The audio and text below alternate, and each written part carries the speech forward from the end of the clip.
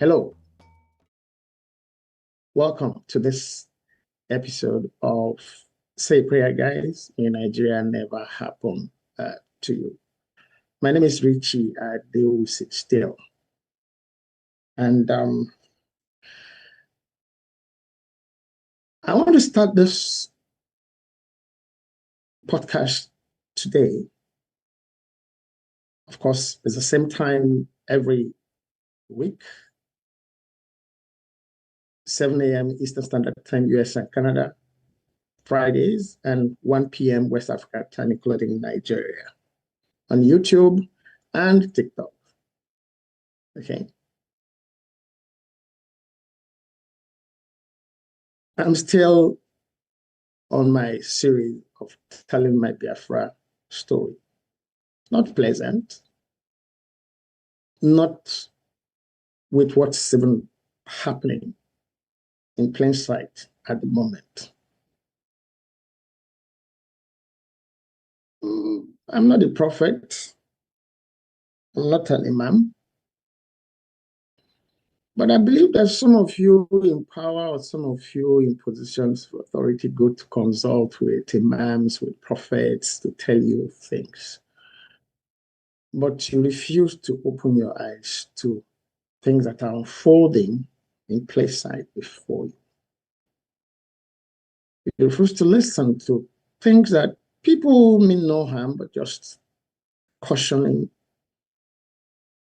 people who can read the times and maybe write books, maybe tell stories. When we started out, also I want to write.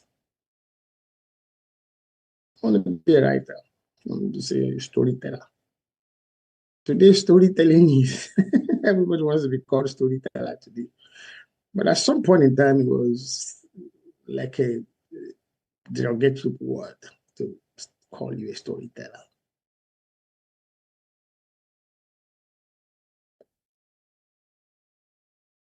I have a friend. I didn't say I had a friend. I have a friend that I met during my youth service years. I have talked about him on this program, but I'm going to bring him up this morning again for a reason. Because today, we want to talk about how some of us present things we are really not sure about and sound authoritative. And because our voices are loud, people follow, people form their opinions, their behaviors, their practices based on what some of us spread. It might not be falsehood, we just be your own opinion. So please stay and say it's my opinion. And let others also learn from this opinion, which means you can also have your own opinion. But let these opinions be founded and grounded. Let these facts, try to check things out a little bit. This, my friend, I met during my youth service years. I will let you see him again now. I will invite him to this program now to join us. He's not my mate in any way. It's not my age. I mean, this was a multi-millionaire in 1985, and I was just a poor copper receiving 200 naira as alawi that time. Yes, that was allowance for that coppers doing national youth service. In 1985, it was 200 naira. I want you to see my friend. And then I will tell you what he told me in 1986 when I was leaving, when he offered me a job. And then what he told me again, I think it's about 2003, later in 2003. Both statements have relevance to what I'm about here today, the stories we're about to tell here today. The elderly man you see on your screen right now is Alhaji Ibrahim Idris, who's a two-time governor That's what you might remember him with, most of you, of Kogi State, North Central Nigeria. I met Alhaji Ibrahim Idris as a young youth corper. And I made a few suggestions to him about his hotel. He owned one of the biggest, best hotels in Sokoto at that time. Sokoto, yes, this old Sokoto State, the Ibro Hotel. We became friends.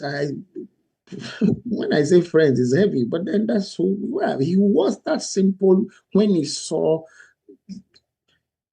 our elders still look for people who have something in them. He saw something. I made a few suggestions to him. In that hotel in Sokoto today, there's a banquet hall by the gate. I've not been to Sokoto in over 30 years. But that hall was my suggestion to him. It was his furniture showroom. His hotel in Abuja didn't have a swimming pool by the time he built it. He had a long tennis court. I also visited him. And I said, Laji, why is there no swimming? He said, no, let them go somewhere else. And I said, Laji, no, there's a swimming pool. It's a big hotel. He built a swimming pool. But in the Sokoto, when I was finishing the service, he offered me a job in the hotel. And I said, no, Laji, no, I want to write. He said, Ade. He called me Ade. Ade, this is table here. You can write here. I said, Laji, I want to write. I didn't leave Sokoto because of any tribal, religious, anything. They were just personal choice. I wanted to write. What I wanted to do was different. Alhaji Ibrahim Idris himself, it's not Hausa, it's not Fulani. He's from Kogi. Like I've just said, now it's two-time government. So there was a Nigeria like that. That time, up to that time.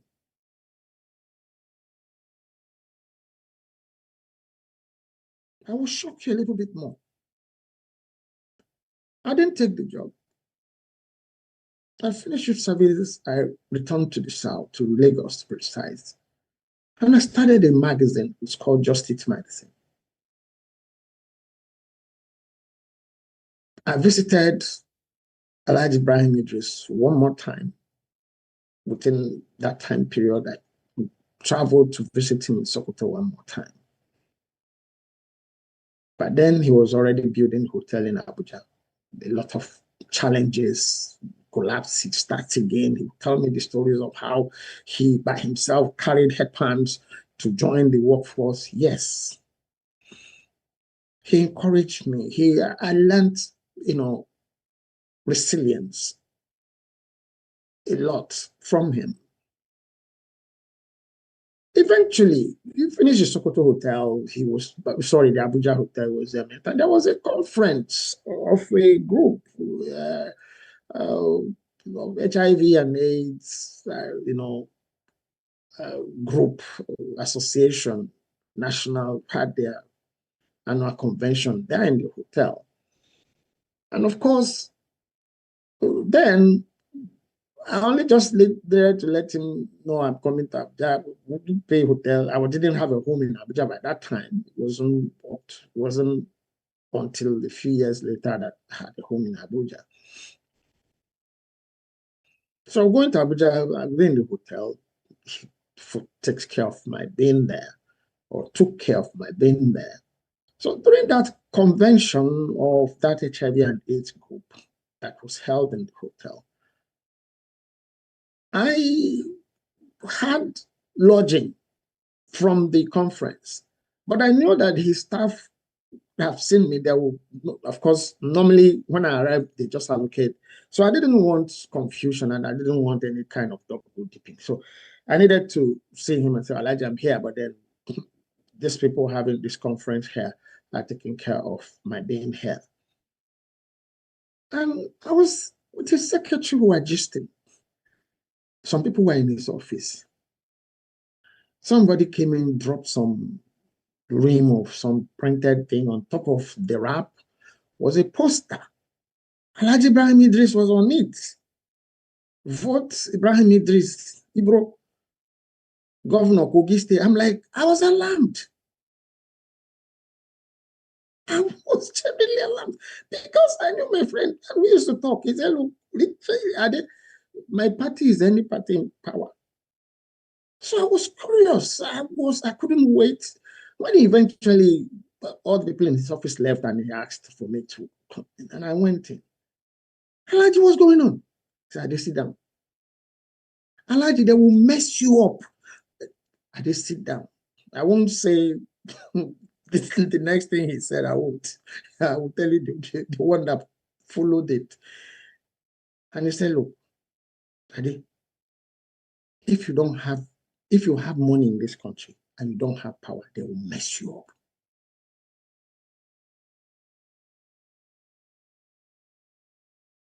Of course, the rest they say is history. He went on to become one of the longest serving governors in Nigeria because he served more than 8 years for technical reasons, not that he thought them, no. I did sit down here, right? No, I want to be a storyteller, but not confined to. The job offer was good. The provisions were very good, but I had things that I believe needed to be done for the young persons of Nigeria. And I headed south and I started doing it with Just It magazine. And I didn't stop. I haven't stopped. Why am I talking about Alhaji Ibrahim Idris? Not just that power would everybody will have their opinions about different people, but Alhaji Ibrahim Idris, you can say where he was a Muslim. He was not the only Muslim that was not. He was a Muslim. There were non-Muslims in Sokoto. Then there was no problem. I have shared on this program, even the last episode. I went to visit the Sultan Dasuki then.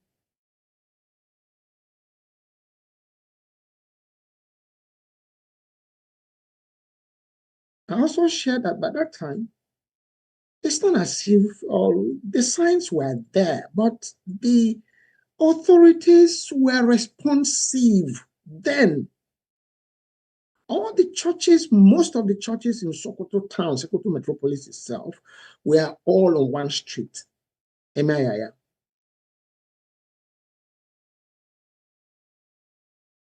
So during Friday Jumat services, when they would have pumped them up, and these are supposed to be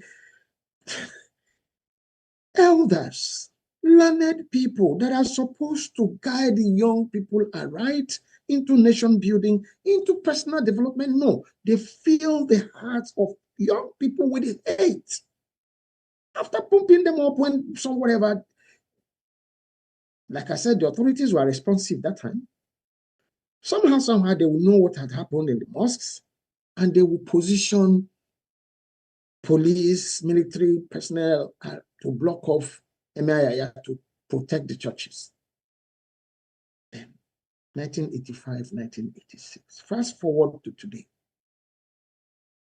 Is that what's happening?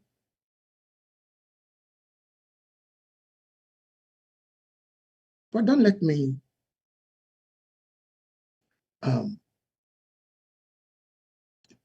I wanted to paint that picture because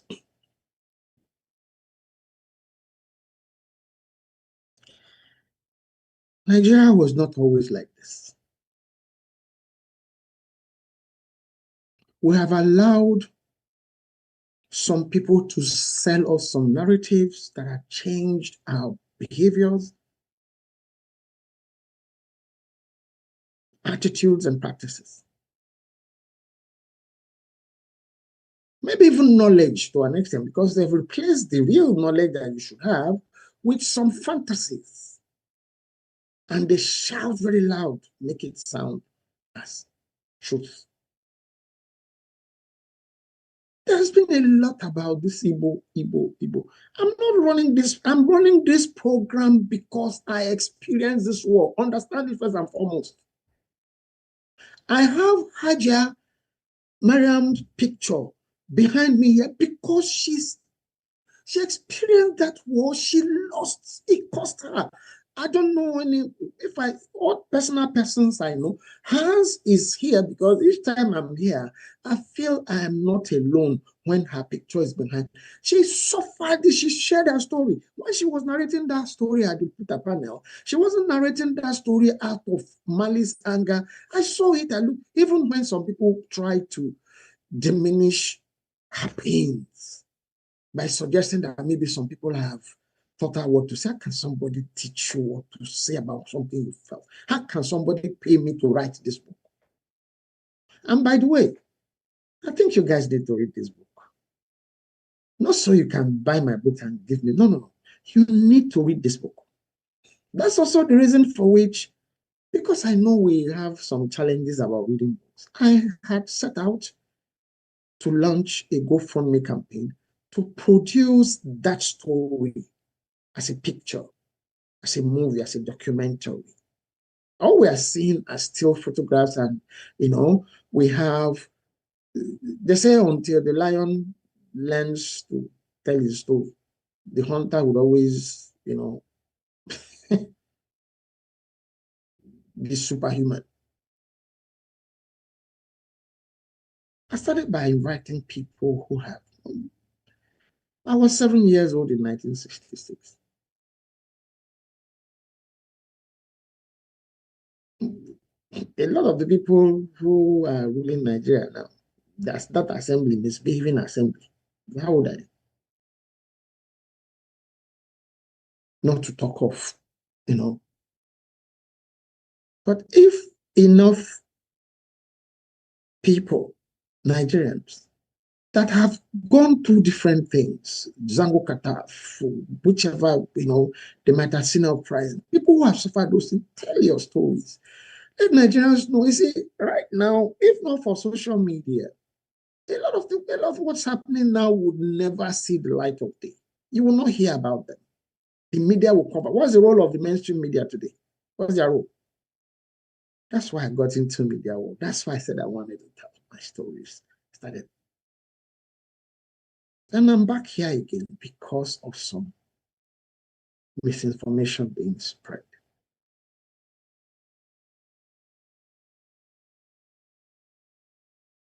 I saw a video made by a gentleman, I think his name is Isaac Fayoshi, about Igbos being buyable. Now, caveat, I have nothing against the young man. Absolutely nothing. Why I picked it up is the notion, okay, the message behind what I will call, listen, please understand this. People are frustrated that people should know the right things to do and they are not doing it. So out of those frustrations, crazy things happen. That his statement is one of them. But then also in presenting our frustrations, we must also know that other people have their rights.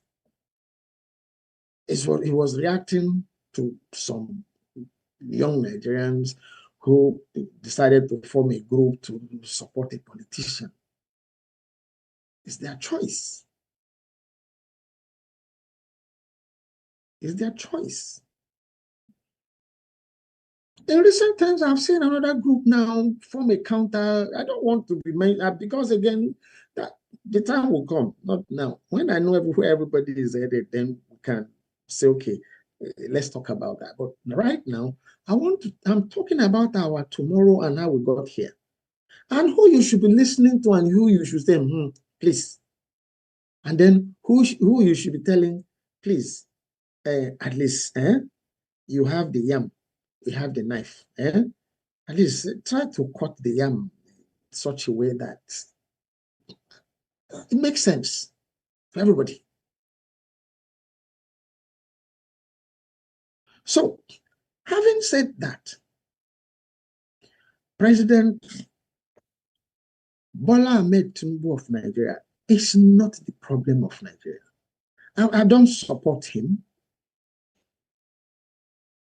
but the people who trained me for media work didn't train me to,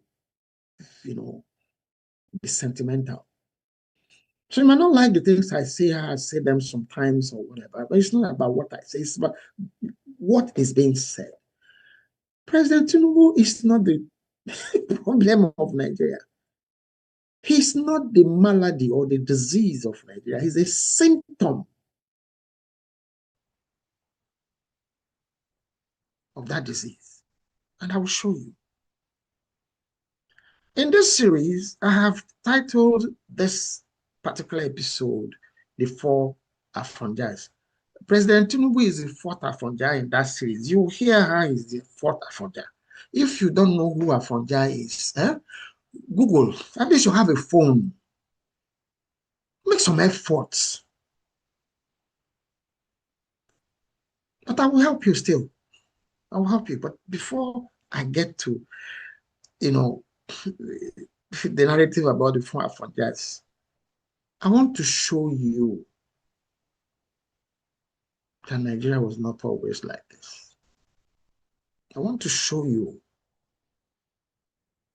that the hatred for the Igbos is unfounded, it's unnecessary.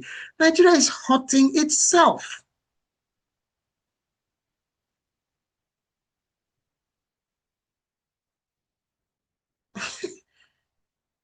Before I was born, before most of you who are listening to me, watching me from wherever in the world you're watching, if you're interested in Nigeria and you've been following this podcast and live stream, before I was born, people lived. That's part of the reasons why I'm having Hajia's picture here. She lived in Port Harcourt, peacefully going about her life, no harassment until 1966.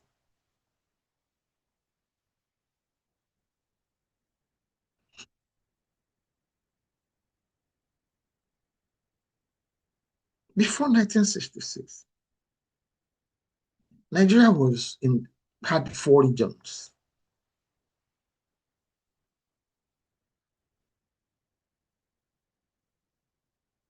Before even the issue of the 4 regions,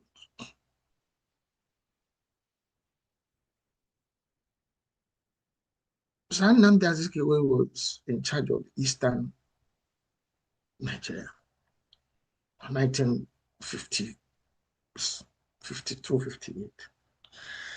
Did you know that in 1952,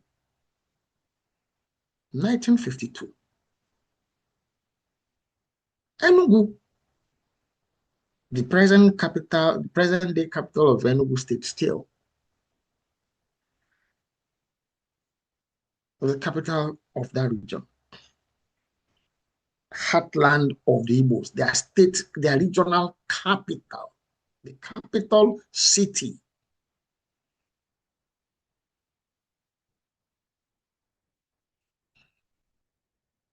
I've been to Sokoto. I just told you a story of myself and Alhaji Ibrahim. I served in Sokoto. I was very welcome. I served in an Islamic school, Sultan Abubakar College. I lived in the premises of that school throughout my service years. I taught young Northerners English. I have shared my story about how Alhaji Matazu, who's from Katsina, I think it was Katsina, who was then the regional marketing manager for NTC, invited me into his home to teach his children and his young wife English.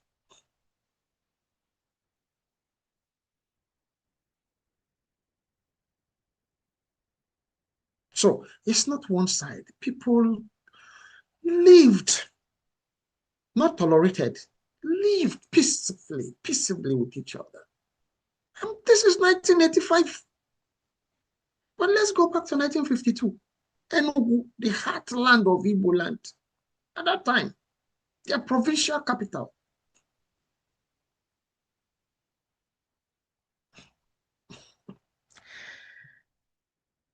They had an election to elect a mayor of Enugu, 1952. And guess who became the mayor? Landslide. Landslide, 100 plus. for and about 50 something against for his opponent. And guess which party he was in? NCNC. Nnamdi Azikiwe's party.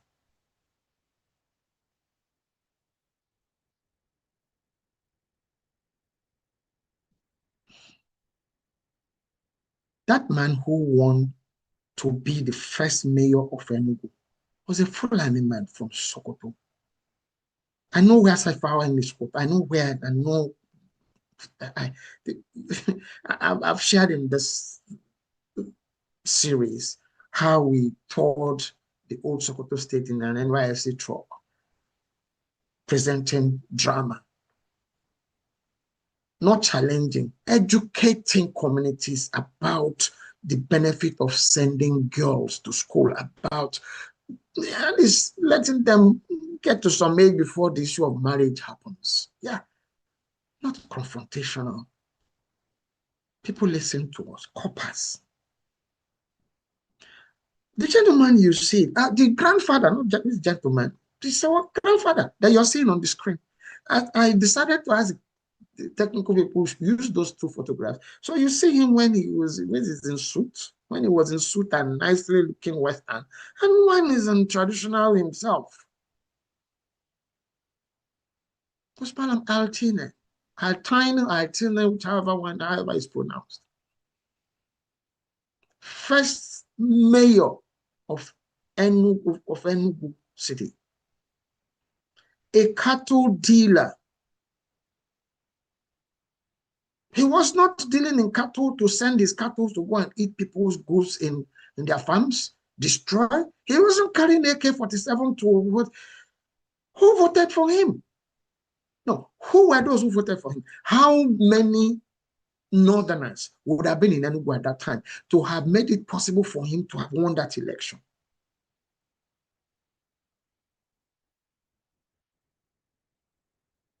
A cattle dealer, 1952. That's not the story. That's not even the only story. Now, things started happening. Magic started. That's when magic started happening. By that time, of course, Ahmad Bello was up there.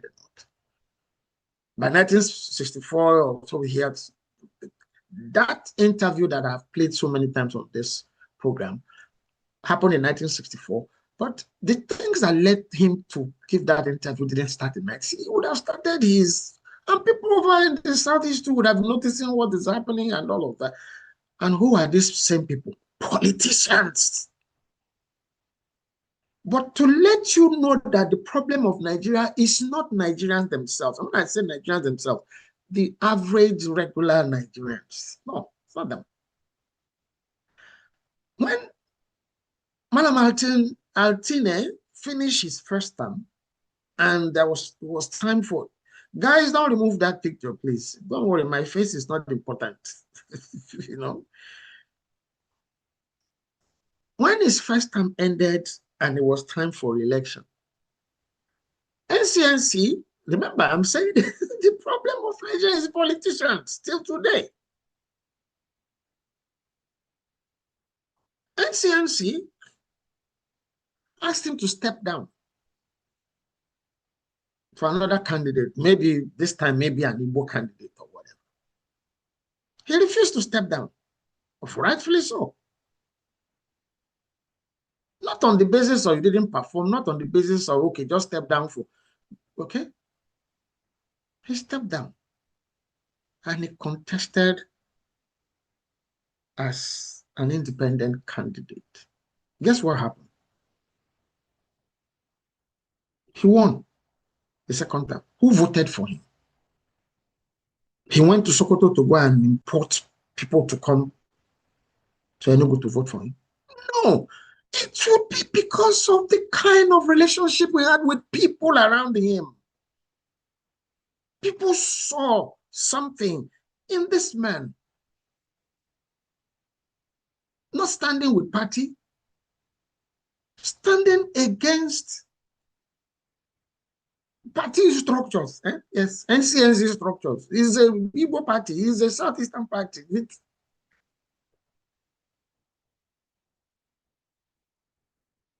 Martin won second time, and he was in office till 1958. That was Nigeria. That was Nigeria. He didn't throw tribal, religious tantrums. They are marginalizing him more. He let his good works, good relationship. It's reported that he married an Igbo woman. Married, how many Igbo people are married to people who are, and what's happening? What has it done for them? That's not the issue. It's about you.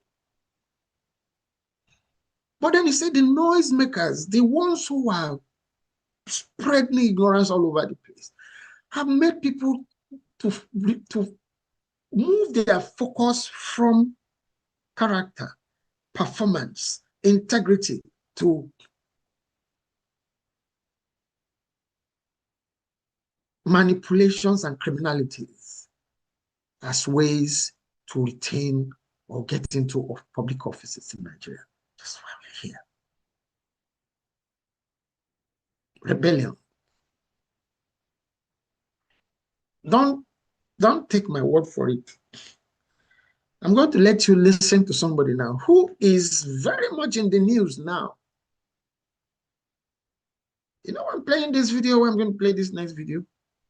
In this same book, 16 years ago, he hadn't made this video here. I'm going to play for you now. This video about him hadn't been made by the time I wrote this book. What he said in that video, I said exactly the same thing in this book. When the outcome of election don't favor them, they work at scattering, including even the country itself, not just the party. I said so in this book. What's happening now? It's an irony that is the same person who analyzed all of those things in the video I'm going to play it for you now. That's in the, position he is. And am I clapping? No. Because if you single him out for accountability and you are not letting accountability, you've started it, you can't stop. From the Senate president to whoever, that have been indicted over reports that have been, whether it's NDDC, it's not NDDC, yes, to Minister Wike on public TV. I said that somebody else's wife collected for over 40 billion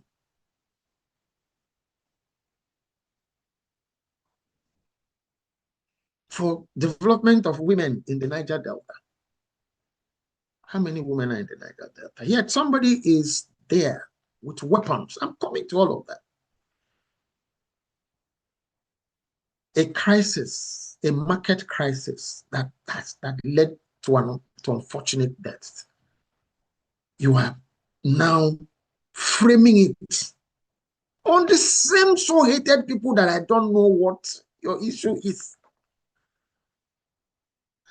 I'm talking as a human being first and foremost. And I'm talking as a Nigerian second. And I'm talking as a part of a country where there are so many I don't think there's any country in the world that doesn't have somebody from that country living in Canada. I don't think so.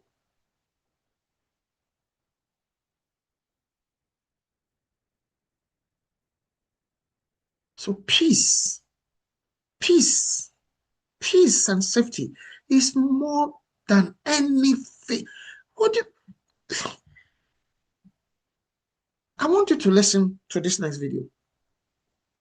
It's a bit, it's about 4 minutes here. Listen to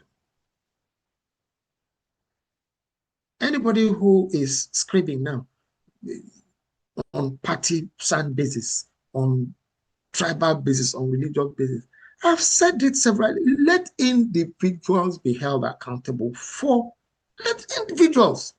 And don't stop with Madam Nasir El-Rufai. If he's guilty of something, let the law follow its course. But let this be a period for accountability for everybody. Yeah, don't stop. Let's listen to Madam Nasir El-Rufai in that video. Let's listen. We have no politics of public interest or public good. And you know, the politicians proudly tell you that politics is about interest. If they don't get what they want, they are ready to collapse the system. Every military coup in Nigeria's history was engineered by civilians. They have lost elections, rightly or wrongly. If a politician contests for a position and he doesn't get it, he will not support a party member that got the nomination. He will rather move to the opposition and ensure that the person that defeated him, fair and square, loses the election. So we have a political culture where the primacy of personal interest trumps everything else. Now, what is the difference between human beings and animals? So it is with most Nigerian politicians. Everyone for himself. No one for the country. No one even for the party. It's an interesting political culture and it's ingrained. Politicians believe that is the way, that is politics. And to change it will take quite an effort. This is a problem, and until we fix our politics, we'll continue to... We have no...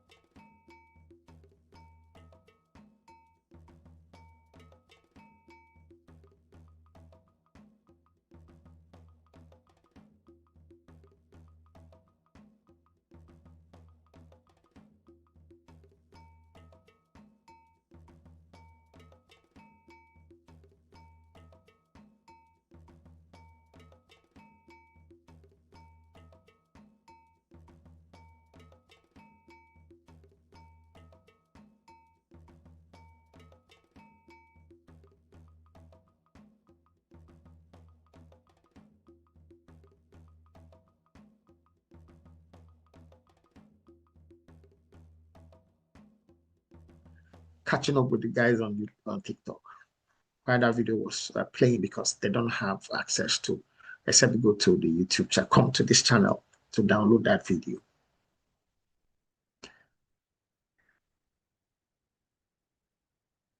You had him, Madam Nasir El-Rufai, in that video, describing your vintage Nigerian politician. They don't get their way, they scatter it. They don't get their way, they radicalize the military. I have said that severally on this program. It's the civilians that radicalize the military from the 1960, from the failed 1962 coup that put Awo in jail, to the January 66 one, to the July 66 one that Nigeria has not survived from till today.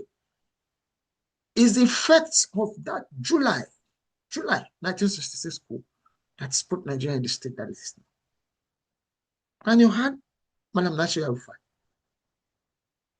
that politicians are behind every coup. Not me. I've never been in government. I've never had any power. The power I have is one God gave me. And is enough.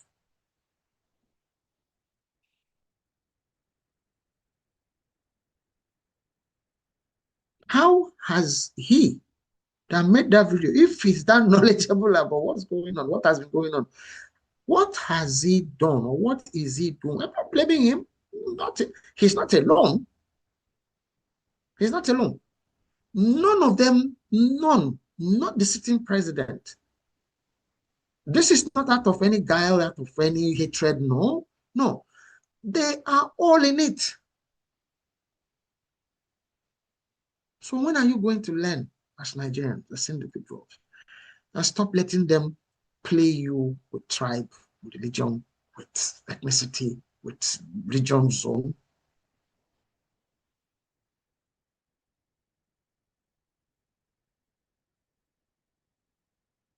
I want to ask a question.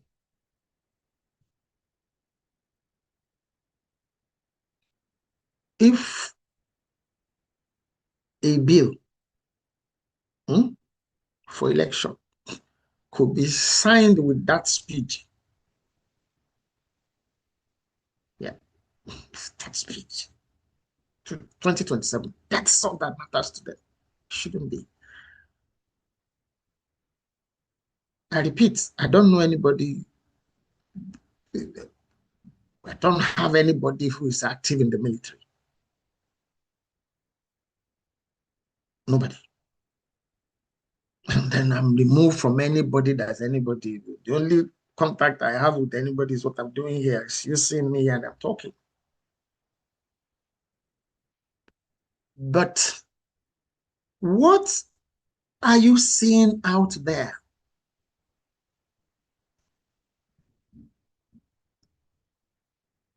In the north, different groups are saying we don't belong to this group. This is who we are. We believe our allegiance is to the Nigerian constitution. In the middle belt, the same thing. In the south, the same thing. This father here, this monarch beneath here, not Elijah Altin, the one everybody clapped for last week. Go back and listen to his speech. I will play it here for you in case you didn't listen. It wasn't just about releasing Nnamdi Kanu. No. He made some very fundamental statements that any right-thinking person should heed. He wasn't shouting, he wasn't threatening, he wasn't demanding, he was advising. That has been the Igbos. You know why? That is how they have been structured.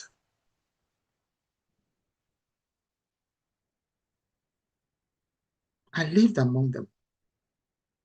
One of them is one of my parents.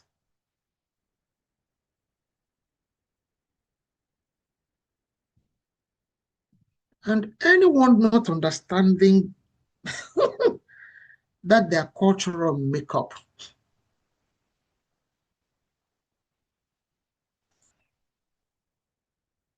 will keep misunderstanding. The Igbos are the only group in Nigeria. Let anybody come and fall to me. Come here. I'm sure you know we can have a good time. Okay? You have my contacts. Go to the description. You have my contact, emails, and all. The Igbos are the only group in Nigeria who are not being polluted. Direct pollution. Wholesale importation of foreign cultures or even religion. Look, the Igbos are mainly Christians, but the red Igbo man will still go to his chief. Yes. Call it paganism, call it whatever. It's their culture.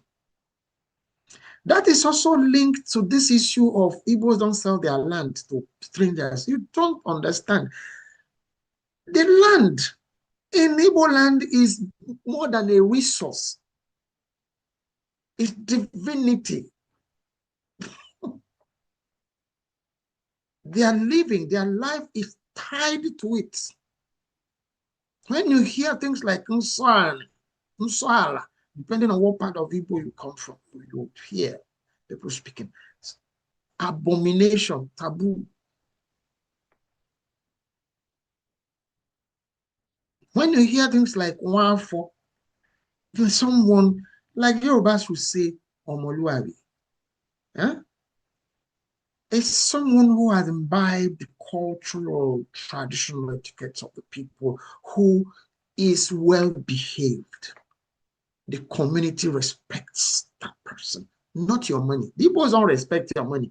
That is what part of why I took up this issue of, letting ignorance masquerade as authority. It's not true. It is not true that Igbos are easily buyable. It's not. If it is true, that war wouldn't have been fought. They didn't start the war. They are not starting what is happening in Nigeria right now. They are not.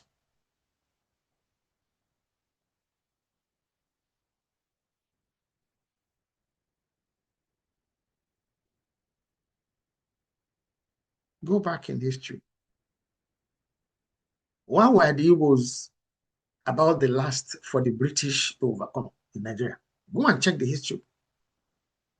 Because they don't have one central figure. I said, this is our leader. No, they don't. They respect community. And that's one of the things that that monarch said in that video. Respect diversity in Nigeria. Nigerian leaders have not understood that, especially as concerning the Igbos. The colonialists came, they were used to the Emirates and the, centralized modes of governance in the north mostly. They are used to the urban systems in the southwest. So why somebody's king, everybody listens to, yeah. And they want people to understand like that, and they try to do something. Listen, they try to do something. This government is trying to do that thing again. It won't work. It can't work.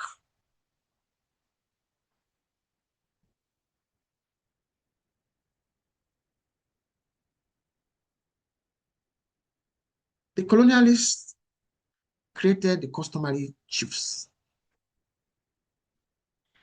That's actually part of the problem that Nnamdi Kanu himself, the guy I'm saying, why is this thing in jail? Because he shouldn't be. If you listen to what every other person is saying, I'll play you some other videos here. Why is he there? I don't like the way he talks, but is locking him up the solution? No, you made it worse.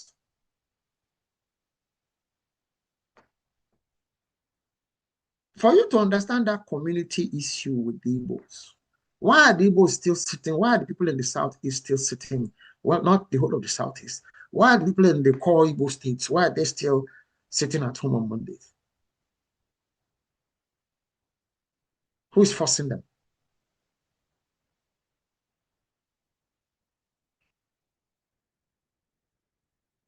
Nnamdi Kanu only voiced their pains. Somebody, you will see the video here, is saying that terrorists cannot renounce terrorism. They cannot do away with weapons because if they don't have weapons, they don't have a means to sustain their. And Nnamdi Kanu is in jail for doing what exactly? I've seen a video where he said we need gun, we need bullets. It was talk. You have people who are not just talking, they are walking free.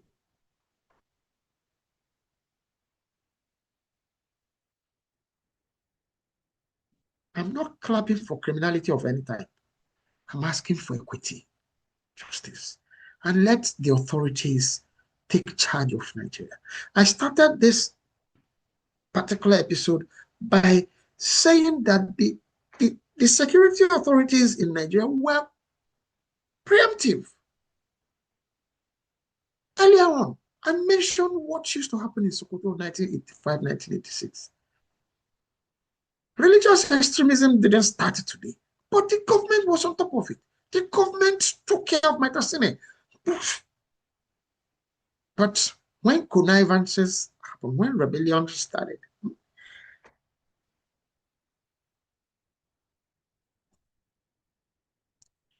I want you to listen to Sheikh. I'm still going to make haste to tell my Biafra story. You normally come at the end. But then all of this, what led to that story or the outcomes of that story. If you get to read that book, you will see that even the things that are happening today, I needed to them. Some people then were saying, does this have to be part of the book? Just tell us. I said, no, you can't. This thing didn't happen in a vacuum. And what's going to happen or what's happening now that's going to happen going forward, not in a vacuum. All of it is linked. So let's listen to Sheikh Gumi, and then you still have Nnamdi Kanu in prison. How unfair.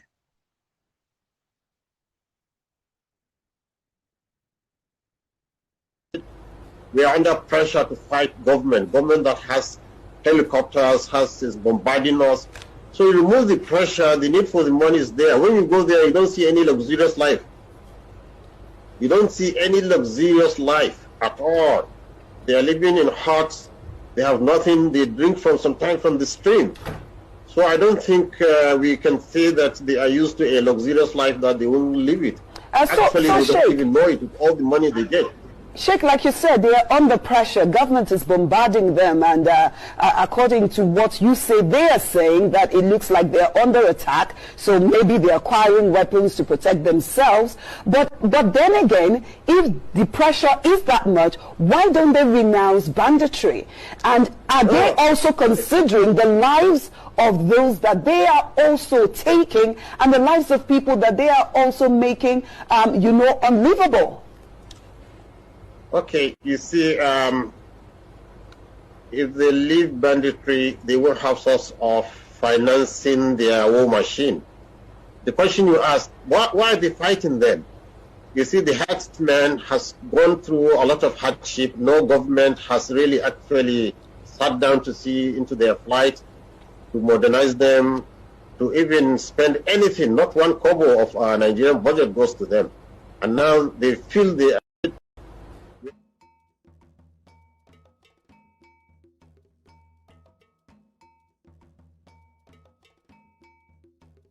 in place.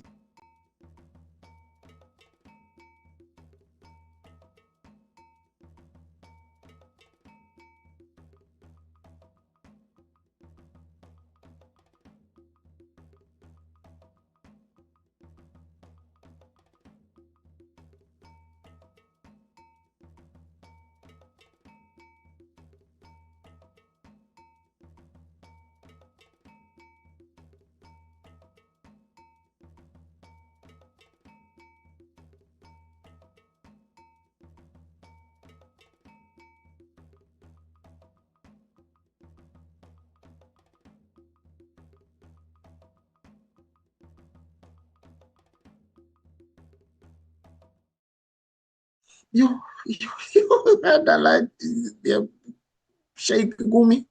If terrorists give up their arms, they won't have the means. They already have the arms. Listen, they have the arms. Yet somebody is incarcerated for saying we need gun. Not we have. You're saying ESN. I'm not.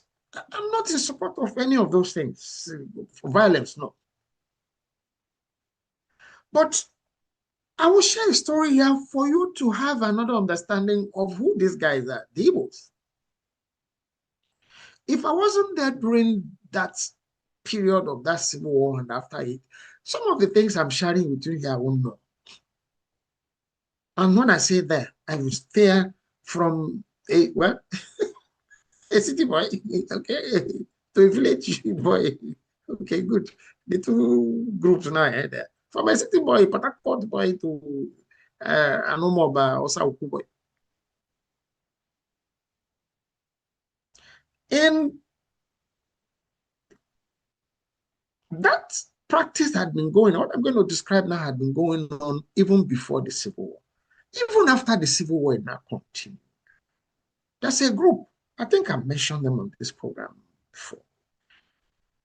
It's 8th grade. The Igbo society is structured in so many crazy ways. One of the structures is 8th grade. There's a group in the Southeast among the Igbos where the senator that said his village does not have, there's no internet coverage in his village, and suddenly the internet coverage appeared. But he had been governor for 8 years. He had been senator for how many years? He's a business mogul in Nigeria. Your village did not have, and you can shamelessly come to say that. And shamelessly again come to say that immediately because you complained, the networks came to put. What a shame. What a shame. His people, used to hunt heads in the part of the Igbo land where my mother came from, the Ngwa area, and some other areas, even in some part of Benue, they went around. It's a cultural thing, it's an age grade thing. How to show that they have become men is to go and hunt heads and come back with heads, human being heads, to show that they are, and they have a festival. They will display, dance, carrying the head that they called. That's the Igbos and the Igbos. Now, what I'm going to tell you now is not Nollywood story. I witnessed it, just like I witnessed the Civil War. This was not after the Civil War itself, okay? But I'm bringing it up here to show you that these people, go and check their history. They're not belligerent. They've never gone invading any other person to say you must be like us. You must know that they are traders is from history. And the travelers is from history. Go and check. This group from the Ohafia, area of present-day Abia, when the time comes, it's usually during the farming season, then the harvest season. From the harvest season to the early farming season, groups, cohorts of young men coming of age, wanting to prove that we'll not go hunting for head. The same Igbo land, the same, they are Igbos.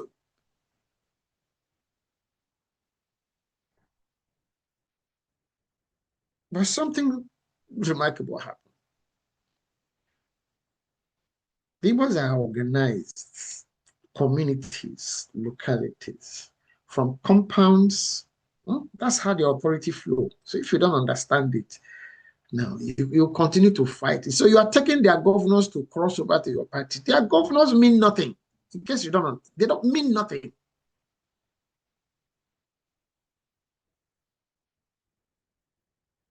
People's votes, they do things they believe is what is right to do. In the history, even political history of recent times, they voted for people who are not Igbos as president. Yeah. But if they know that you don't mean well for them, they will not vote for you. So you can call dots, you can call whatever, it doesn't matter, and it don't mean anything. They're there, they've survived the Civil War, they've been resilient in spite of everything. They've survived, they are thriving. You still don't get it. In spite of everything that has been thrown at them, they're thriving. These guys go to hunt head. You know what the village, they organize their village, their own youth groups too. They didn't go attacking the people who go. They will wait for them to come.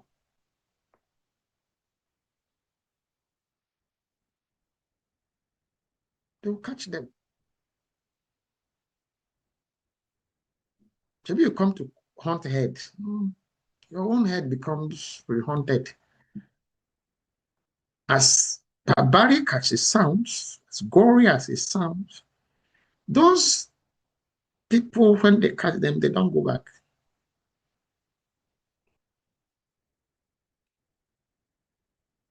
They become meat. Unfortunately so. That's who these guys are. But do they mobilize and say, okay, let's go to Aba? Let's go and attack them? No. Don't come. Don't disrupt our ways of life. Have your ways, do your own thing. Let's do. So why must everybody want everybody else to be like them? Why? And that monarch told them in that hall, the North is different from the South. This president is trying to do exactly what the Southern tried to do and failed. There's one North. He's trying to say there's one South. There's no one South. It's not that of hatred. It's not that of division. It's just cultural. It's just reality. That man told you nicely. There's nothing like a Southern traditional, no. you are still envisioning Nigeria as North-South. The Sultan is in charge of the Northern chiefs and whoever. Then somebody, the Oni, is in charge of the Southern. Wrong. He told you that nicely. And the Oni, of course, responded, it's optional. What does that mean? It's about resource. So instruction, if you don't join us, whatever it is,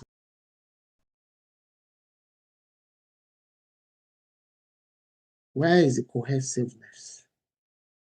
Where is the common front to face Nigeria's issue, to attend to the issues of the Nigerian people, the people you say you are in office for? Where is it?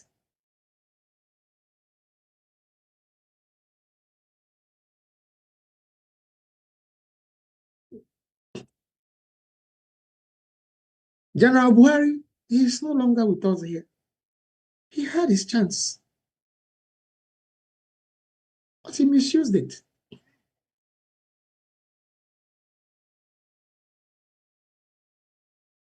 To heal Nigeria. Once again, apart from his nation and all of that, and that's one calling them can. Please, let's hear President Buhari and how he describes and what it is that this person did, as against what you just heard about Sheikh Gumi, or even Madam El-Rufai, putting it on record. It's not today he started putting things on record. And the reason why they do that is that there's no accountability. You do everything and get away, nothing happens. And why does nothing happen? People are more mindful of winning elections, using people so they do everything, get away with it because they need them. And Nigeria keeps deteriorating. I pray the time for accountability has come. I pray so. Okay? Let's hear the late General Muhammadu Buhari. And the one we are calling Kanu, do you know he has 2 passports? One Nigerian, one British, and he came to this country without using any passport. Do you know he brought an equipment into this country, a sophisticated equipment, and was broadcasting for Radio Biafra? Which kind of government do you want to have? But we wrote an editorial against the Premium Times. What? Premium Times wrote editorial against his radio station and called on the federal government to stop that. So he should be given bail to go away. There's a treasonable felony against him, and I hope the court will listen to the case.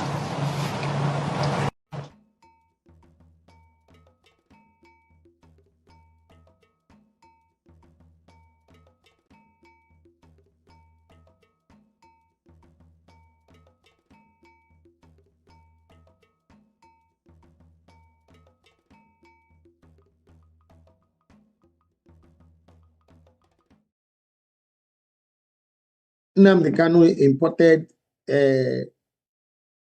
sophisticated equipment. Sophisticated equipment is broadcasting all over the place. Some people, I'm sorry, I'm not antagonizing some people who are close to me, but these are historical facts. You have to state them. Some people formed Radio Kudirat. They didn't go to jail. They were in exile. Nobody went to go and abduct them, kidnap them, and brought them to Nigeria to trial because they started a radio. Okay, he did not say if he had guns, if he had brought guns, if he had, and this President Buhari would have said he brought guns into Nigeria. He was killing. He didn't say that. If all he could find to say was that he had 2 passports. His beef is that he has both British and Nigerian passports. How many Nigerians have? How many passports do I have? How many passports do so many people in that cabinet, in this present government, in any government Nigeria have had? So how are those crimes? All he's saying is, be fair. Let this country serve all of us. And it's not to serve all of us. Okay? Now, I want you to listen before I continue on this trend. I want you to listen to what that monarch, that Igbo monarch said. I want you to listen. I want you to listen. I know some of you would have heard it. Listen now with intent. Just be attentive. Hear him. Please. Okay? But I must Thank tell you, Carlo. President, that personally, I don't feel very happy. Because you were not here in the morning. There were several speeches. We listened carefully. I listened to the opening address by His Imperial Majesty, the Owner of Ife. And he was gingering all of us to work as a family, to work as a team, to see Nigeria as one. And then I felt maybe this is good. But when you look at it, this same Imperial Majesty is arranging to confer a very high honor on Sunday Igboho, who, in my own part of Nigeria in the southeast, we see him as a counterpart of Nnamdi Kanu.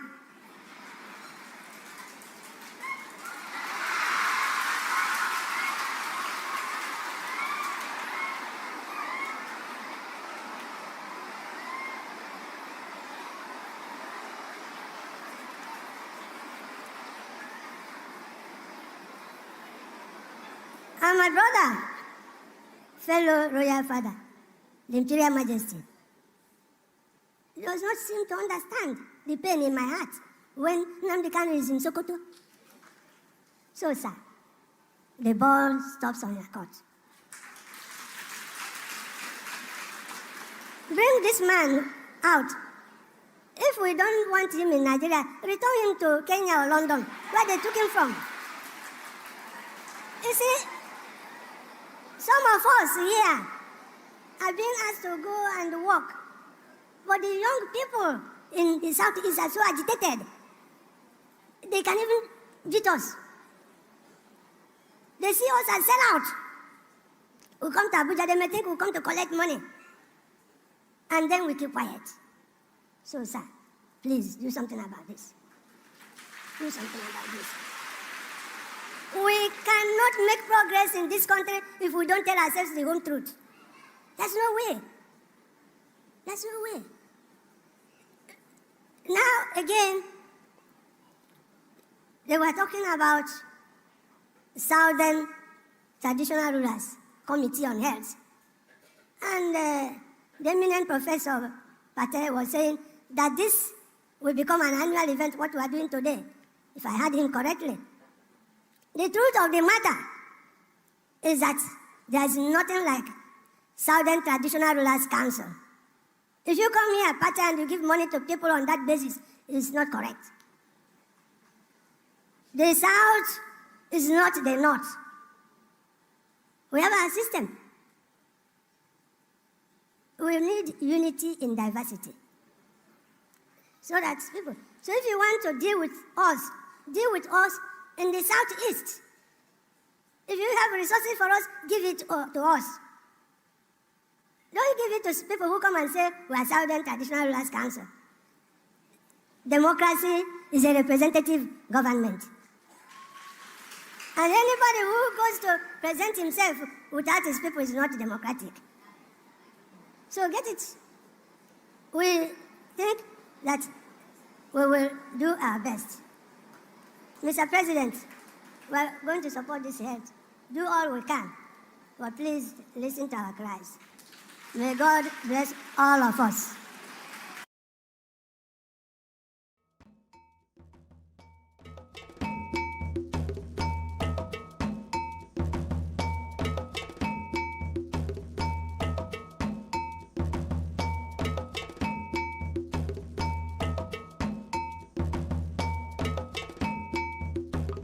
No, it's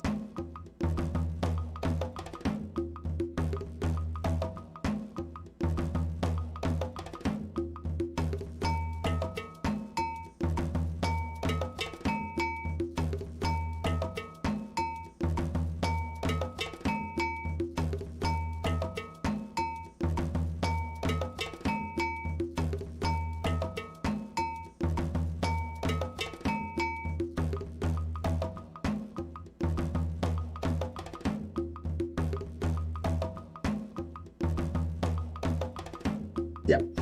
I was already responding to some questions from our friends from TikTok.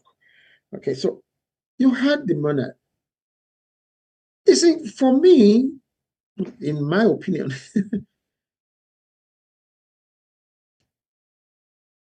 that elder, that monarch gave Nigeria, this government and Nigeria, an opportunity for a very, very luxuriant soft landing on many issue areas.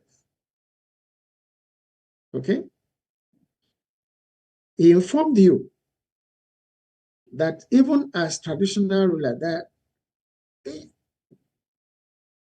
they're in danger from the young people. The young people are angry all over Nigeria. It's not only Igbos. Go to social media. But they are addressing the anger in the wrong direction. I was angry as a young person. I was angry to start Justice magazine. I was angry. I started that magazine in rebellion. It wasn't that I couldn't find jobs. I have just told you I was offered and I said no. I was angry that my generation was being labeled wasted. And I said no, I will prove that we are not a wasted generation. But what has happened after then? What has happened? Some of the people I was fighting for then have joined this amorphous leadership that we don't even, because they're here today, they're there tomorrow. So you don't even know. There are no principle, no philosophy, nothing.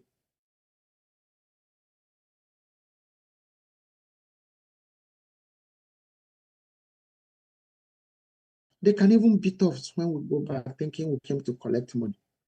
Yes, somebody said all it was are Bible. Of course, some people would always remember Bible.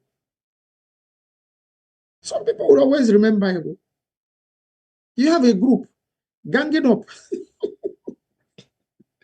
ganging up against somebody who appeared just yesterday to do what they failed to do two times, three governors. Abia. Why are they ganging up?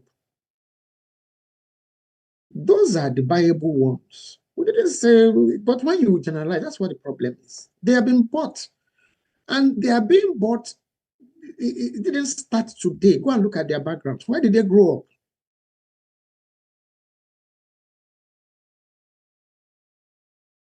Where did they grow up? Now, somebody is saying maybe that I'm generalizing when I say for Afonjas, and I'm saying somebody. I'm not generalizing. Let's look at who was Afonja.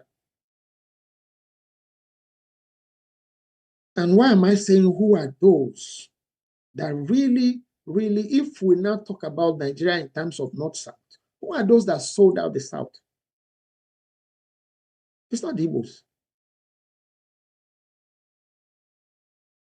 In the promo video for this episode, I said, unfortunately, it's painful, but it's true. I'm in the middle.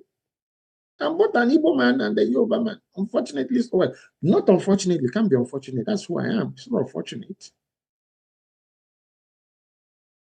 I cherish my heritage, whether you like it or not.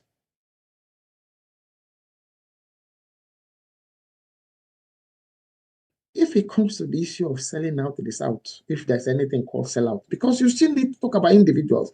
But what those individuals have done has impacted on the rest of everybody else. It's Yorubas. And not common businessman going to support a politician. No.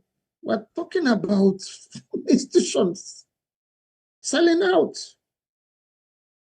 of greed, out of personal interest. In all of those 4 instances I'm going to state now, it's greed, it's personal, it's me.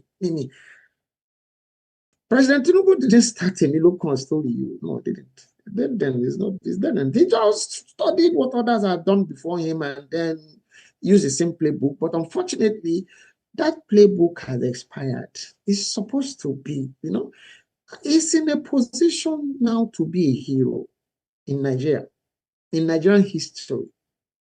Forever, he's in a position to be a hero. I repeat, I don't support him. If I were in Nigeria to vote today, I won't vote for him. But like I keep saying, he's the president. You must understand that.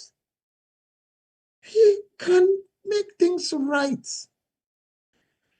Regardless of whatever, rightly or wrongly, economic gains, rightly or wrongly, that have been, if the people are not safe, they are not secure, if there's insecurity in the land, there's no gain.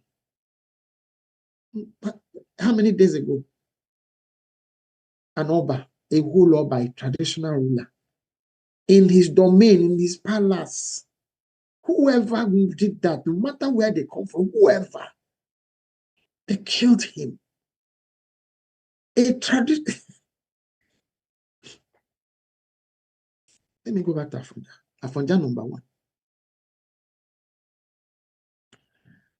The first Afonja was what Afonja, the first one, this is my narrative now for Afonja, was the war general of the Oyo Empire, the General Simo, the head of the army. Because he had a misunderstanding with Alafi, the king. Traditionally, they can't live in the same place. Traditionally, go and read the Yoruba history. You know? Use your phone for something useful for once. Read.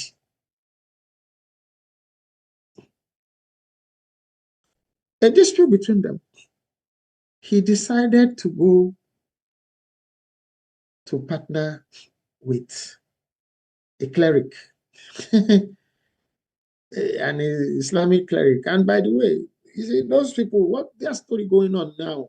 Sultan should declare Ramadan. Nobody should declare Ramadan. It's not today. They start today. We are talking about ignorance, masquerading as authority. There was somebody, I don't know if it's, I think Alaja Adebite, I don't know if it's passed on. I'm sorry. You know, that controversy was still there then. He said, no, we will declare our own, we see our own moon here. Meanwhile, Nigeria is in the same one time zone. Nigeria is in one time zone. So how is it possible for people to see sun or moon? Well, see the moon at different times. Nigeria is in one time zone. It's all political.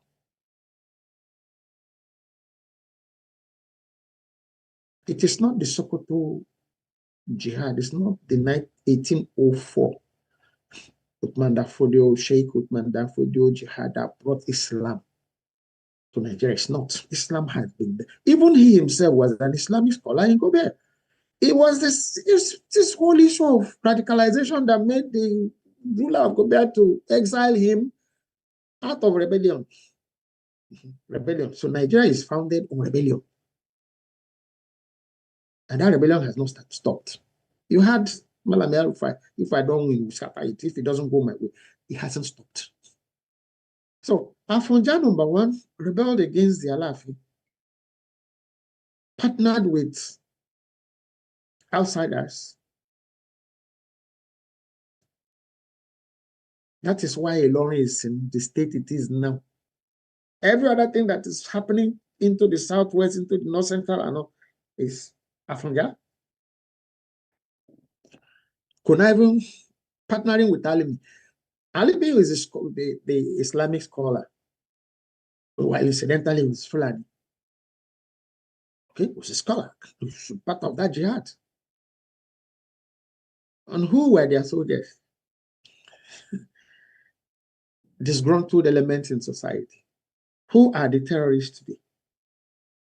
Who are the bandits today? Runaway slaves, then, I'm talking about them, joined him, Afonja, for an army to wage war against the Alafi and stayed on his own. And of course, when you take miscreants as your support base, they will rebel against you, come sooner than later. What's the support base of this government now? People who have been charged, indicted for so many different things are occupying national positions, making decisions that keep them safe. Hopefully, so they think. So, like the ragtag army of Afonjas, then the people who are clapping for this president now, who is number 4 Afonjas, will come to his issue. Ragtag army of people of questionable characters, behaviors, practices, as heads of the different states that they have been governors or one position or the other. When the time came, when it was like their misbehavior, Afonjas, the first Afonjas, when their misbehavior also was getting out of hand, he wanted to put them in, bring them to, you guys can't be doing this, can't be harassing the populace. No. What did they do? They turned on him and killed him. And Alimi and his son took over. That's why Ilorin is a Fulani Emirate today. Every other thing they say is history. Afonjas number 2 and 3. Afonjas, yes. It's not Chukwuemeka. It's not Chinedu. Afonjas number 2 and 3. Still the same issue of connivance with, if you like, for want of a better word, I use the foreign entities. Stay and control the base. Let's go to work on being relevant at the center. Chief Obafemi Awolowo and Chief Ladoka Akintola, party leader, premier. Somebody stepped down as premier. Chief Obafemi Awolowo stepped down. Ladoka Akintola, deputy, take over. He saw Salamat Bello do the same thing with Tafawa Balewa. He worked for them. But those same people still the same thing. Rebellion. They want to be, how can you, me too, I'm somebody. Yeah. Let me look on. Ladoka Akintola, Afonjas number 2, connived with the NPC, Salamat Bello, Tafawa Balewa, to unsettle the Southwest. Created that civil war. If we don't, Igbo.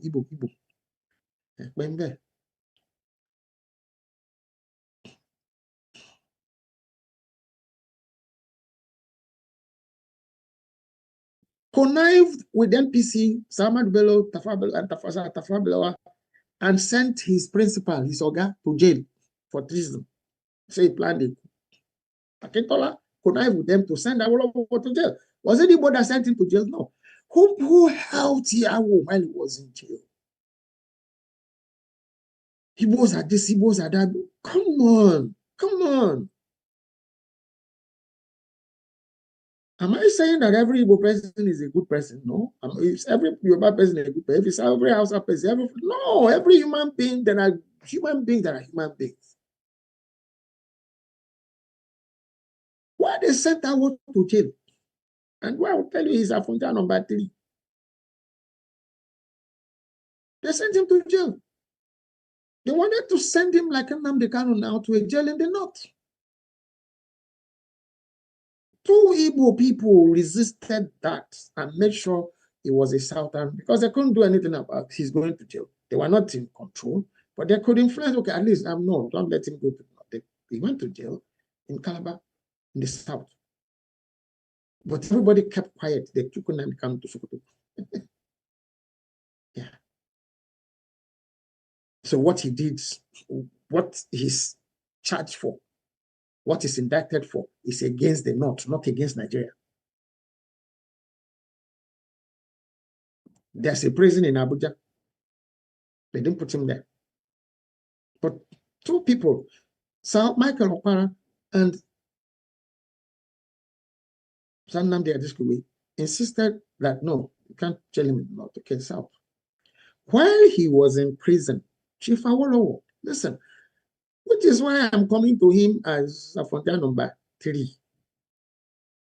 Again, against the South. I'm talking in terms of the North-South dichotomy. This whole thing now. There's another video here. I'm not sure because it was an audio. I don't know whether they've used AI to make it look, to put a picture there. No, but it was originally an audio when it was released. And even then, it was still being denied. This is not my voice, it's not me. But let's not go to that yet.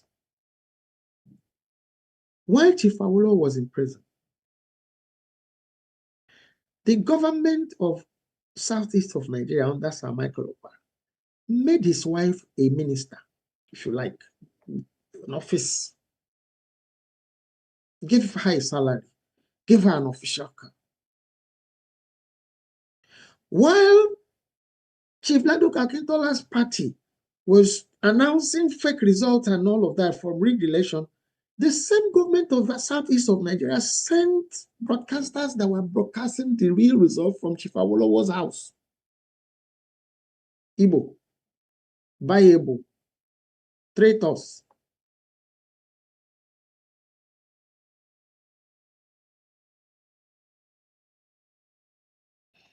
Till tomorrow, all of those who are involved in, you can't know it more than the people who are involved. I've said that they are one of their reasons, and not Igbos, not Yorubas alone. There were Fulanis in that coup. There were Hausas in that coup. There are people from Middle Belt in that coup, January coup. Because of what they saw was happening, no, this can't happen. This is not right.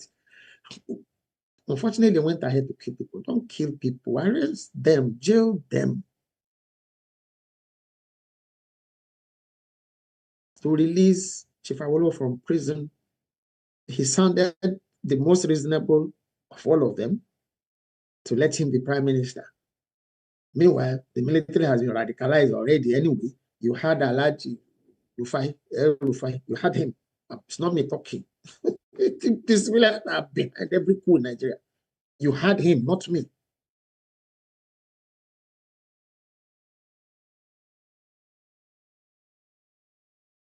They went to Abuja. People, the second coup, if you say Ironsi's error was that he unified federal establishment. When you now killed Ironsi and took over in July, why did you not return reverse?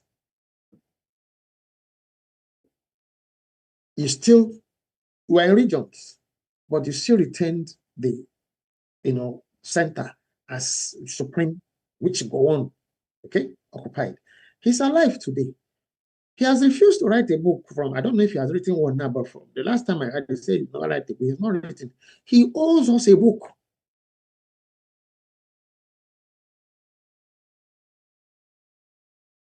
He retained the title of Supreme Commander, which was what you killed Ironsi for, right?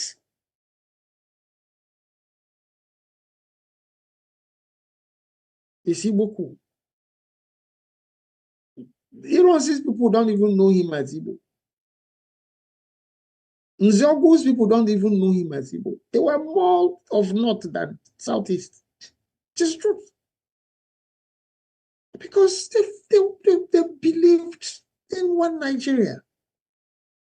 The Igbos till today, till as I'm speaking now, are still the most patriotic group in Nigeria because of how they are structured. They believe in authority. They believe in that they don't have one figure, don't mean they don't believe. No. They have their own structures of getting, and when you bypass it, when you ignore it, they will resist. When you want to force yourself on them, no, can't work.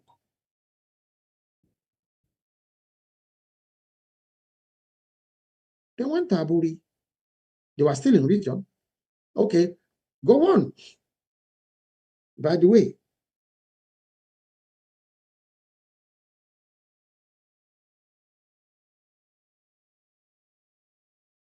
as a video. That they should go back to the situation Nigeria is in by, I think, February 17th, 1966, which was the region, the military, he appointed military. Ojukwu was for the East, and people were being killed. And so, okay, go back, let's stay, but let's have divisions of the army, which makes sense. You can't have a Eastern Region army. No. It's a division of the Nigerian army. In countries that run federations, their militaries are, yeah, makes sense. But they returned to Lagos. And some people said, no. Of course, by then, Chief Awolowo had been released from prison.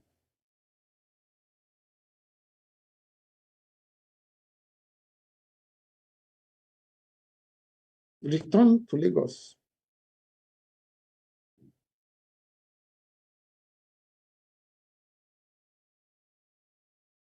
Contribute, donate to that GoFundMe campaign, okay? It's available online. It took 50 years for Professor Wole Soyinka to write, "You must set forth at dawn." Guys, could you help me put on that Professor Wole Soyinka's book? Let them see, let everybody see it in case you don't know about it. At least you know about it now.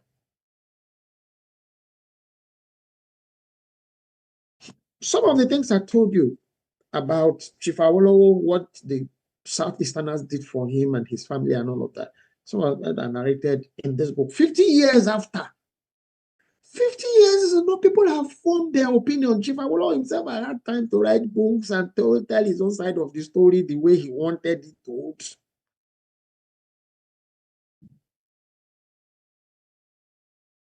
50 years now, people have been fed things, people have firmed up their belief, people have solidified their hatred, their 50 years.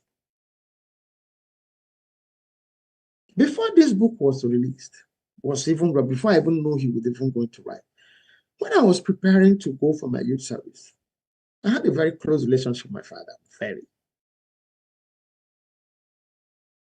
My father was telling me stories about Sokoto is a nice place, don't worry. You know, it's not these days now that they send your child from the south or southwest, east or wherever to somewhere. I said, no, my child cannot go there. My father, no, come sit down. Sokoto is a very nice place. It's only just the heat and the flies. And then, you know, but again, you know, be careful about the kind of friends you going to have and make. And it's shared. What I now read later, a lot of what I now read later. My father was a businessman in the East. He had to return to the West because of the Civil War. He shared what the East did to support our war, and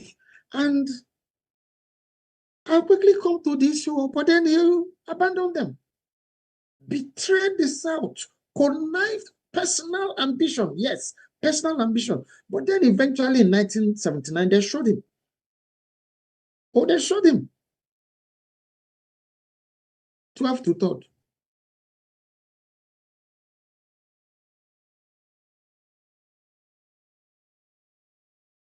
Afonjas.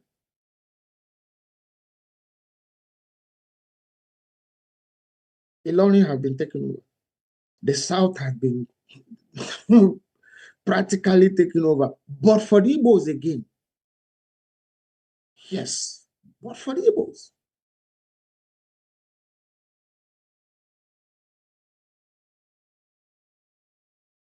Malam El-Rufai is detained now, being integrated now for one thing or the other. But for him to be saying, even your president, not even the president, how? I don't support this president, but because they know themselves, they don't respect themselves, they don't even respect the office, they don't. Any respect I have, anything I'm saying, what is the office? It's not the person, it's the office. Is that office? Most Americans, is the office of the presidency that they respect in the US, not the person of the president. Same thing. It's the office, it represents something. And it's also for that reason that I say you can still do something with this office by listening to what that monarch said. Release this guy. You're leaving him in jail, makes him more larger than life.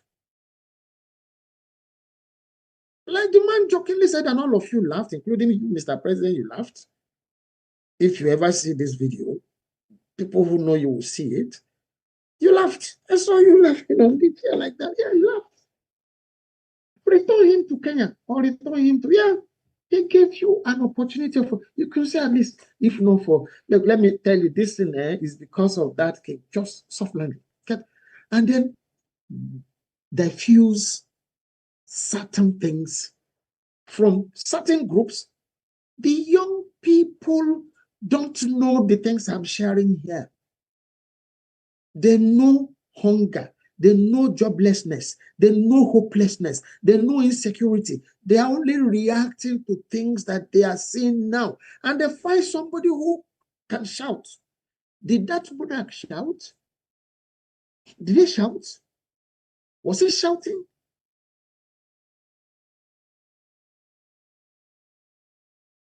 People like that monarch is part of the problem that Nnamdi Kanu himself has.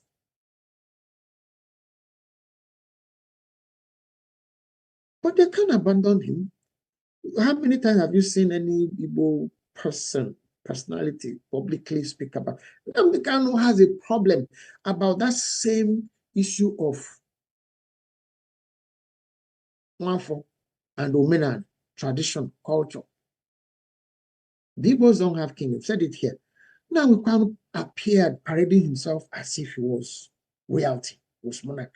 His father, go back, is the same traditional customary chief created by the colonialists.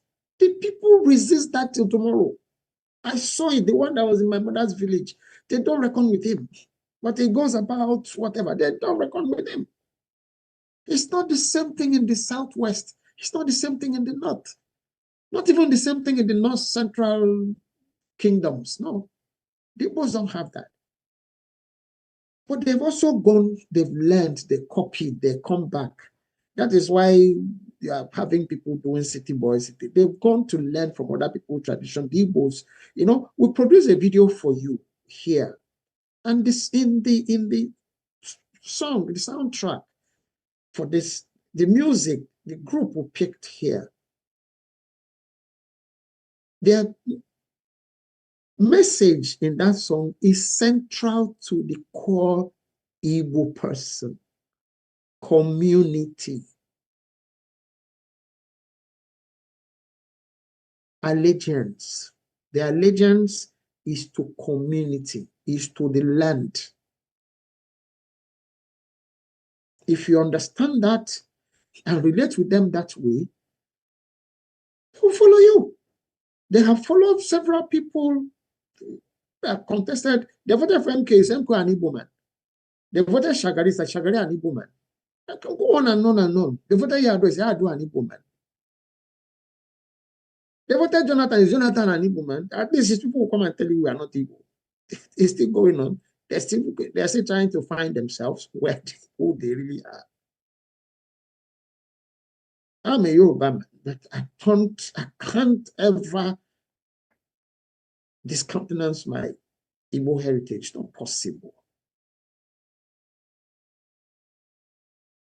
Then you don't exist, and you are not human. You are real. You are not real. You're fake.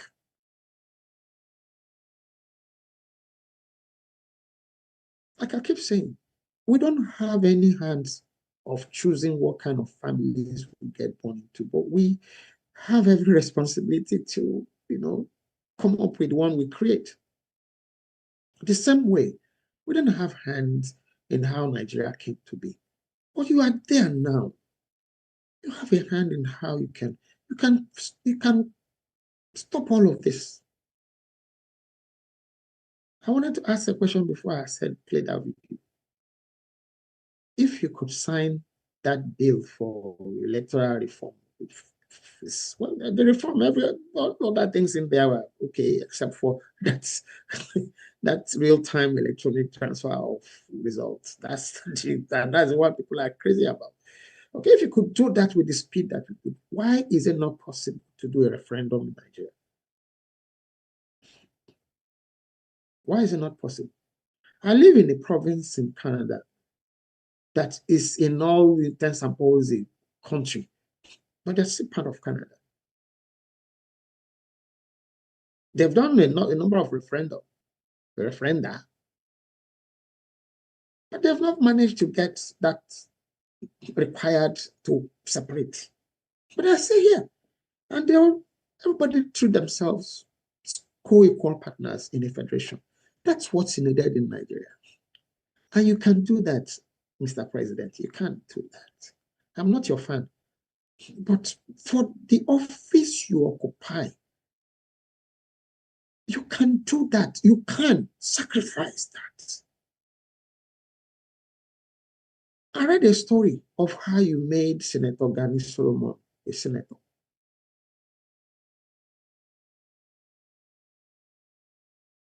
Stepping down to help Fashola as governor in Lagos. Destiny is calling on you again. You have every right to contest. I wrote it in the book, Promise Kept, my friend Majek Fashetan. That was the first time I said, please release this person. If he's guilty, jail him. Okay, you've taken that option. But the other thing I said was, please let IBB teach you. He too, at a point when he saw the signs, he stepped aside. The signs are not good now, sir. I also read somewhere, whether it's a rumor or true, I don't know, that your ADC is promoted to Brigadier General.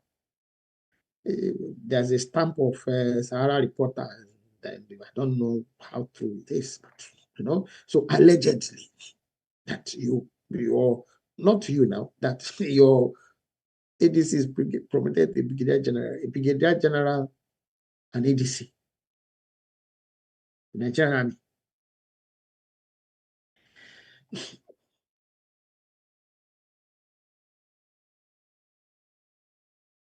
That institution has he has his personality. They are watching. And somebody, one of you, the one you are put in detention now, I told you, that is you people that's behind every other.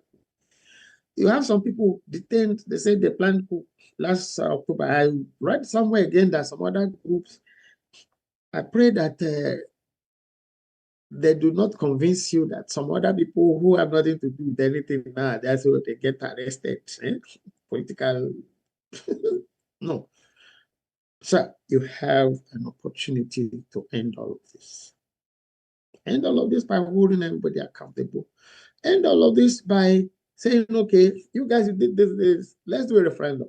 Let's even hear what the people, bring the people into this whole mix. Not selective, like that one.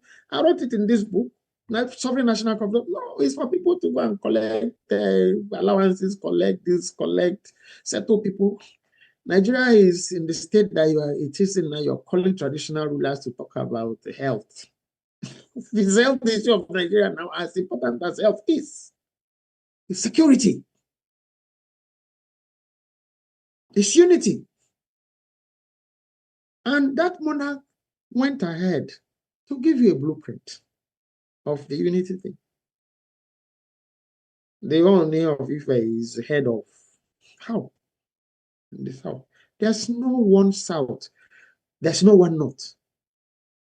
Let people be themselves. Let them come together for common good. Not this whole issue of,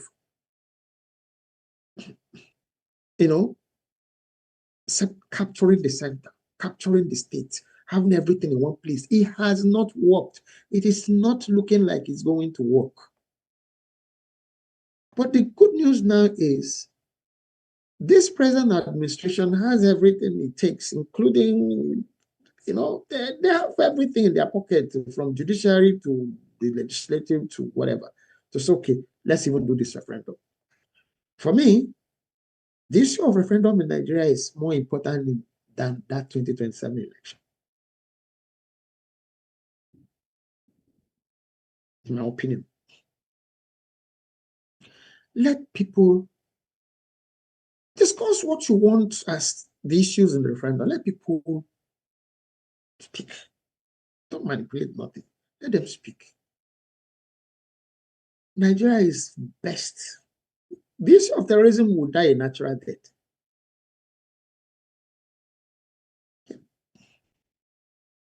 When the center, you saw in that video, when they don't even have, the government is not even taking care of them in the budget, in the government take care of terrorists. Yet you put somebody in jail. And by the way, one of the media spokespersons for the president right now, I think say Sunday Diary issue, I don't know how real that is or not, you know, that Nnamdi Kanu's issue and Sunday Igboho's issue is not the same. That Sunday Igboho was just campaigning for nationhood. Really? How hypocritical can people get?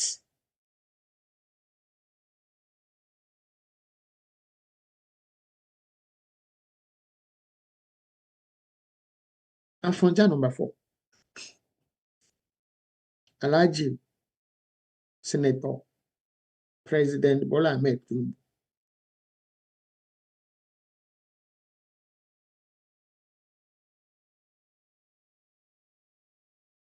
For all of you from the Southwest, is Tinubu an Awoist? Yeah, answer. Is Tinubu an Awoist? Is Tinubu a Afenifere? We can continue to bamboozle children born yesterday that don't know anything, and then we continue to confuse them. And I keep saying here that this man is just about personal empire building. There's nothing wrong in wanting to, but sir, you have reached the ultimate that can be the ultimate in Nigeria. You become the president of Nigeria. Be happy with that. Be a father. Unify Nigeria. You are in position to do that now without any foreign entities being involved. Without any bloodshed, without any conflict. Now, you can call a referendum. Call for a referendum.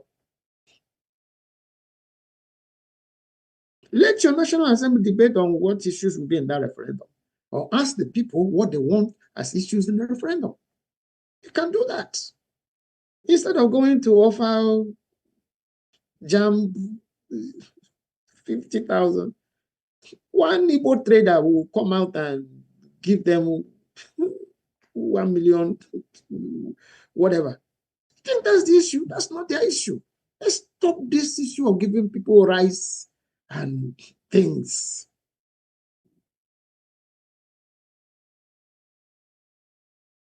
For a friend. Because, sir, with all due respect, you became the fourth Afonja by, again, rebelling against Afenifere, rebelling against Ayo Adebanjo, them, and all of that. What was the position of this president when that man's daughter was killed?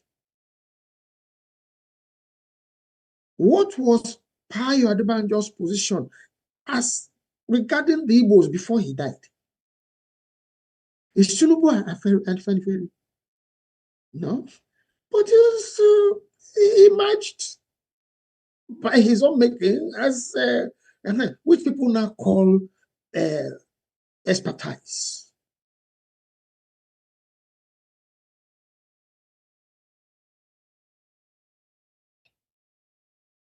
If you, those who are Awoist, those who know who they are Awoist, how do you identify them? How do you identify Awoist? The people who still support Awo, people who still want to be likened to Awo. How do you know? It's a cap. Yeah. Not even philosophy, not program, no, just a cap symbol. What is the first thing this president did when from the time he got his own cap?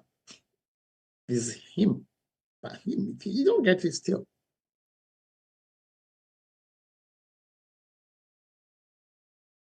He connived with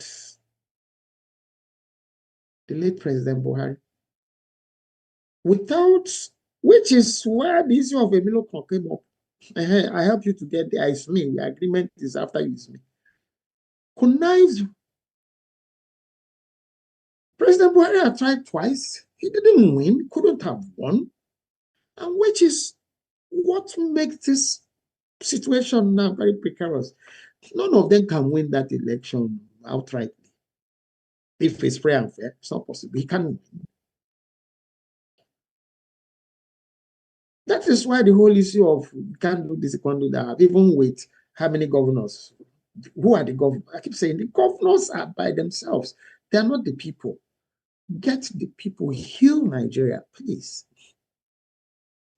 But you are still the fourth Afonja. Because it was because you connived with President Buhari that he could. And locally, internationally, they are documented that Nigeria had never been this disunited before the period before 2015 to now. And what's the reason? I've always said that President Buhari himself, the late President Buhari himself, was always a symbol. What's the question about Atiku Abubakar now? Still that issue of symbol. The North is looking, because after Atiku Abubakar, who else? Nobody. After Tinubu himself in the Southwest, who? Nobody. Nobody has a crowd. Nobody. So isn't it time you thought about tomorrow? The people who replace Sadana, his policies, his ideas, brilliant or not brilliant or whatever. I said it last episode. He will be weeping in his grave over the kind of monsters he has created. Monsters that have no thought for the people. They have no feeling whatsoever for the people of the North.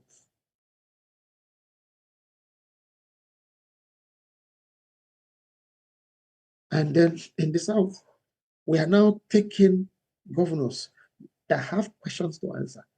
Cross over to our party. Nigeria becomes one party state.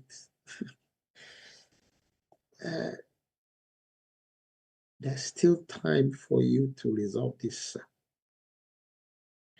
My Biafra story.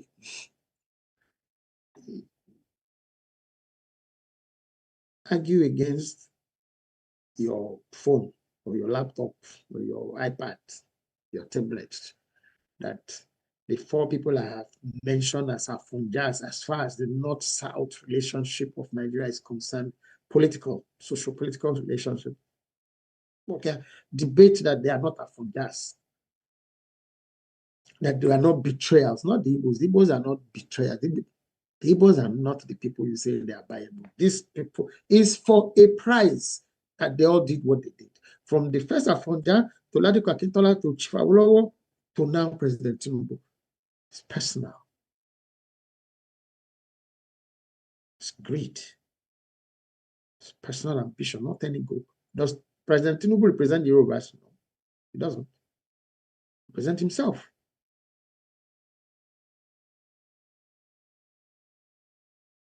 And then, just like the first Afonja, gathered people that have different cases to answer in different places, and the people that are around him. When they say light will attract light. It's not abuse. You say things from what is documented, what is evident.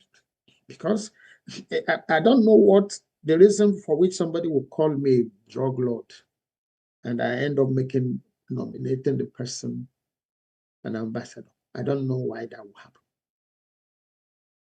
Why is El-Rufai bold enough to say the things you said? Well, I'm going to pause here to play you the video we have produced for today. Okay? Thereafter, I will tell my short portion of the Biafra story for today, and then we'll take a few questions and we'll close. Okay? So let's see the video for this episode. In the southeastern region of Nigeria, before the Biafra War, ordinary life followed familiar routines.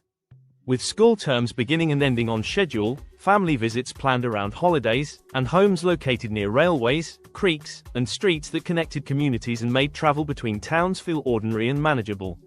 Over time, however, those routines began to falter, and what had once been predictable became uncertain. This video explores the environment surrounding the Biafra War, drawing from Dr. Richie Adewusi's real eyewitness account as a child who lived through the Biafra War, as he narrates in his book, Biafra, Lest We Forget, focusing on how ordinary life was disrupted not only by the visible threat of conflict but also by the way people responded to sound, signals, and instructions that were often incomplete or misleading. If you are Nigerian or you care about the future of Nigeria, please watch until the end. Please subscribe to Say a Prayer, guys. May Nigeria never happen to you. Share this video, and join the discussion in the comment section. We thank you for being a part of our community. As the Biafra War progressed, movement became a constant reality, with families traveling on foot, abandoning towns as the sound of aircraft engines, sirens, and weapons fire indicated immediate danger, and people quickly learned to interpret these sounds as signals for evacuation, relying on repetition and patterns rather than explanation to guide them, so that survival increasingly depended not on understanding events as they occurred but on responding appropriately to the cues around them, while the opportunity to ask questions or pause to reason diminished under the pressure of urgency, uncertainty, and existential dangers. Within those environments and scenarios, authority often appeared where none was verified, as instructions were passed along without context, warnings were repeated without verification, and people followed guidance simply because hesitation could carry existential risks, which meant that the loudest and most confident voices were treated as the most knowledgeable, even when they were operating on assumptions rather than facts, demonstrating how ignorance could assume the posture of leadership and be mistaken for true authority. That same dynamic continues in leadership and among well-known and not so well-known people today in Nigeria, where statements are delivered with absolute confidence but no facts to back them up, complex realities are reduced to simplistic claims, and misleading generalizations about communities or groups are presented as if they were true and factual. Repetition replacing evidence, uncertainty being mistaken for knowledge, allowing ignorance to masquerade as authority, shaping decisions and perceptions in ways that keep influencing entire populations. Long before these contemporary examples, Nigerian musicians addressed this danger, and among them, Peacock's guitar band International stood out for blending melody with moral instruction, using their music to speak plainly about issues of unity. Song Ye Gala in Wanea, Peacock's guitar band International delivered a message that is as relevant today as it was then, cautioning that turning away from one's own in the chase for influence, recognition, or material gain leaves authority fragile and leadership unstable, insisting that power pursued without loyalty, responsibility, or care for others eventually collapses, and presenting their music not as sentiment but as a practical guide for navigating social and moral life in Nigeria.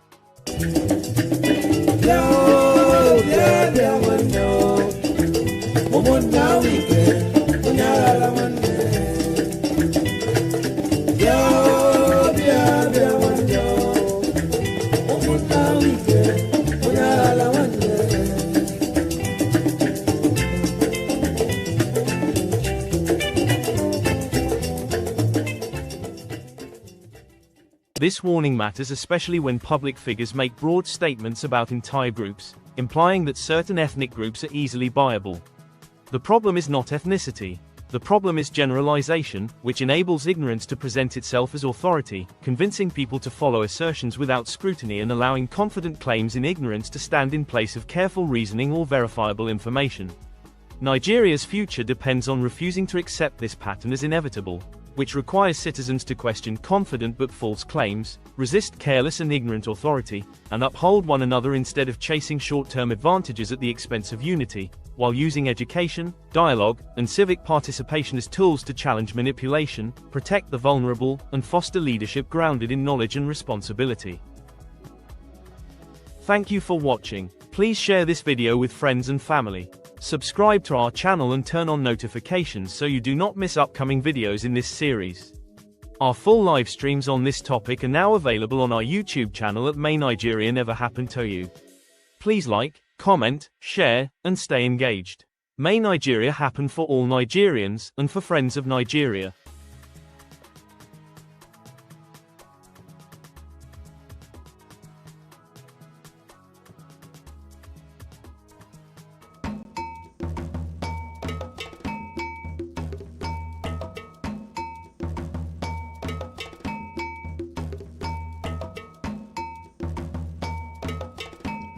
Thank you and welcome back from watching that video.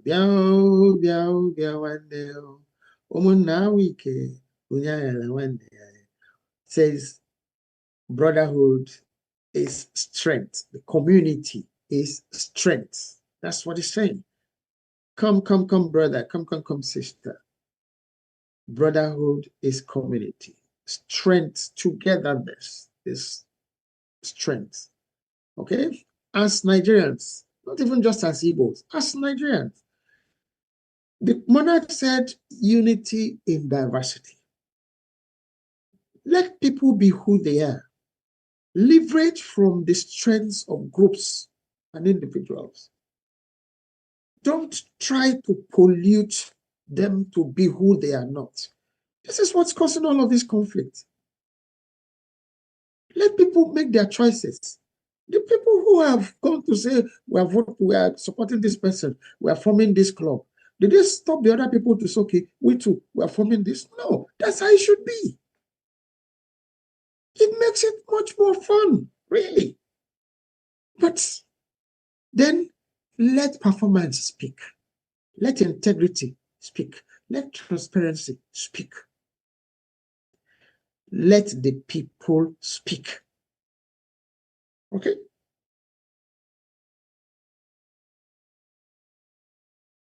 The first question we have here, the first contribution we have here from a community member, I will get into as I end my Biafra story, so I don't leave that aspect out.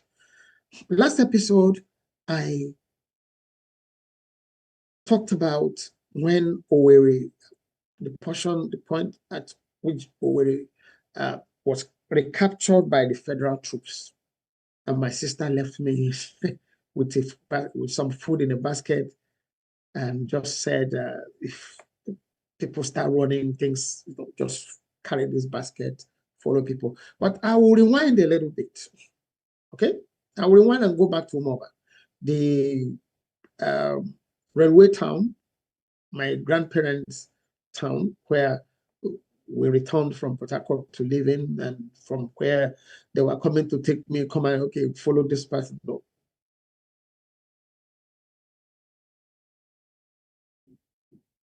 In that, when the Biafra troops settled in that rural town, of course, as children, we played in the bushes, went to pick mushrooms in season, went to pick fruits in season, you know. And there's this particular mushroom, two types actually. I don't think they are there anymore. Aaron Tekam, and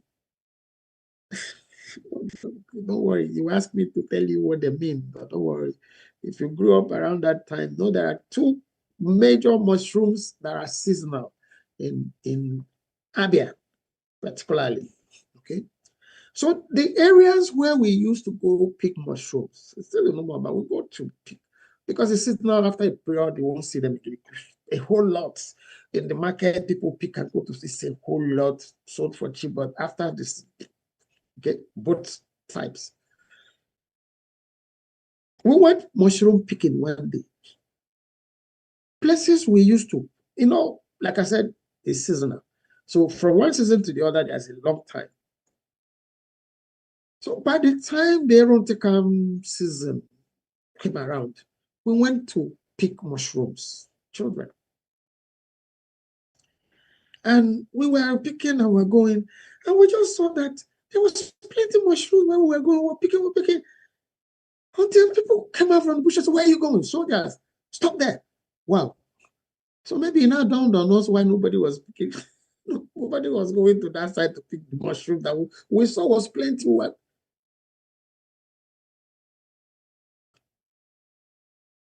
We were going close to the refinery.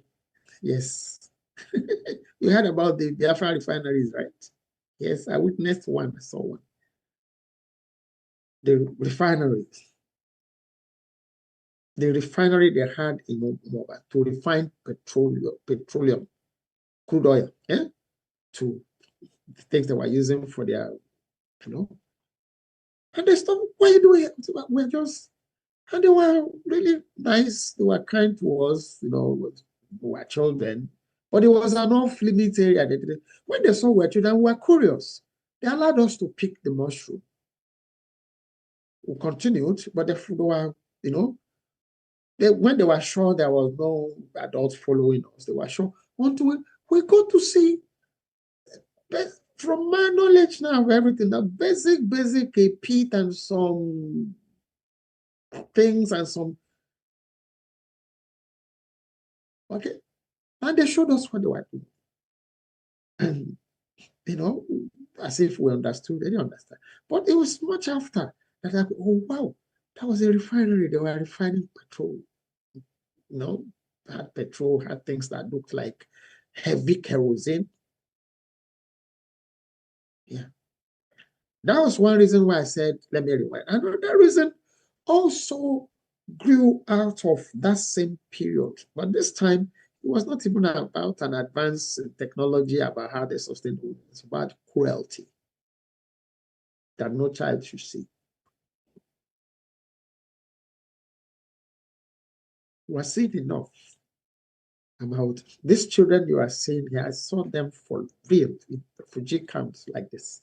Before me too, and I became part of them from Owerri, from after Owerri. Because before Owerri, our family was, you know, my family,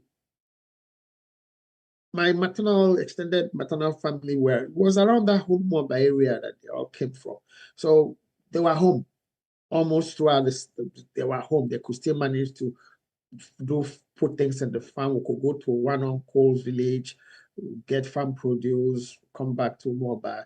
They bring their farm produce to the market. They bring. So we had family all around us. But when Moba fell, and then everybody had to vacate, including my grandparents, my mother, everybody had to run. I wasn't with them. I was in Owerri. But before I go back to that Owerri story, when the issue of Omoba was heating up, after that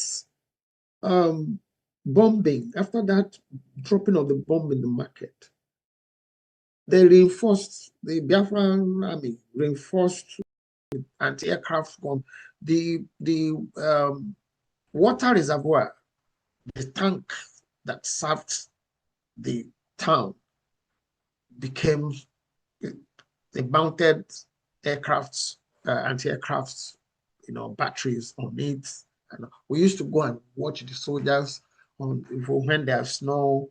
Okay, if you go to Moba today, you will still see holes, you know, aircraft shell holes on that tank. I don't think it has ever been put back to use. That's if it's still standing there. Okay, it was on top of it that they put. So we'd go and so during one of the air raids, you know, was a Sunday. My grandparents, one was Anglican, my grandmother. The other one, my grandfather, was Assembly of God. So the churches were to the Anglican Church, St. Barnabas Anglican Church, was close to the market. The Assemblies of God Church was down the road, Umoke Road, past the same road, but down the opposite end. So usually we will go early.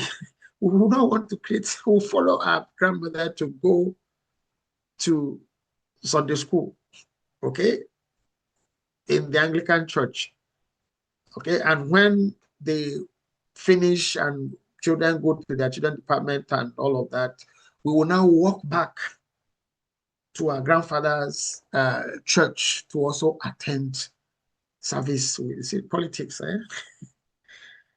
During one of those Sundays, as we were walking past the market area, you know, to continue to get to the church, there was a large crowd as we came out of the church, coming, following a group around the market, the group of captured Nigerian troops. Nigerians. I'm not going to share part of this because this was part of when the manuscript, the publishers then were like, Richie, please, can you remove this, please? You know, part of what I saw with that group first. But I will not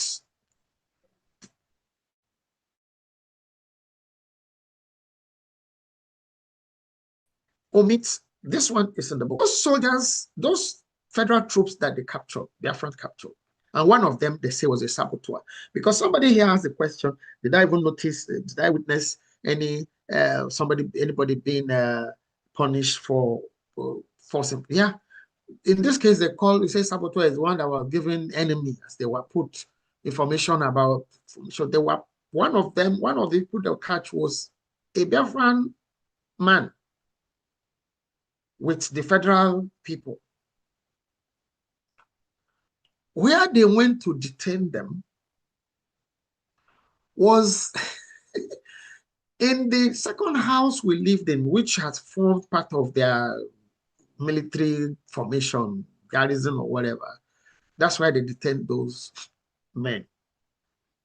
So as children, we always play around. We'll go, still going to pick one thing or the other, just playing.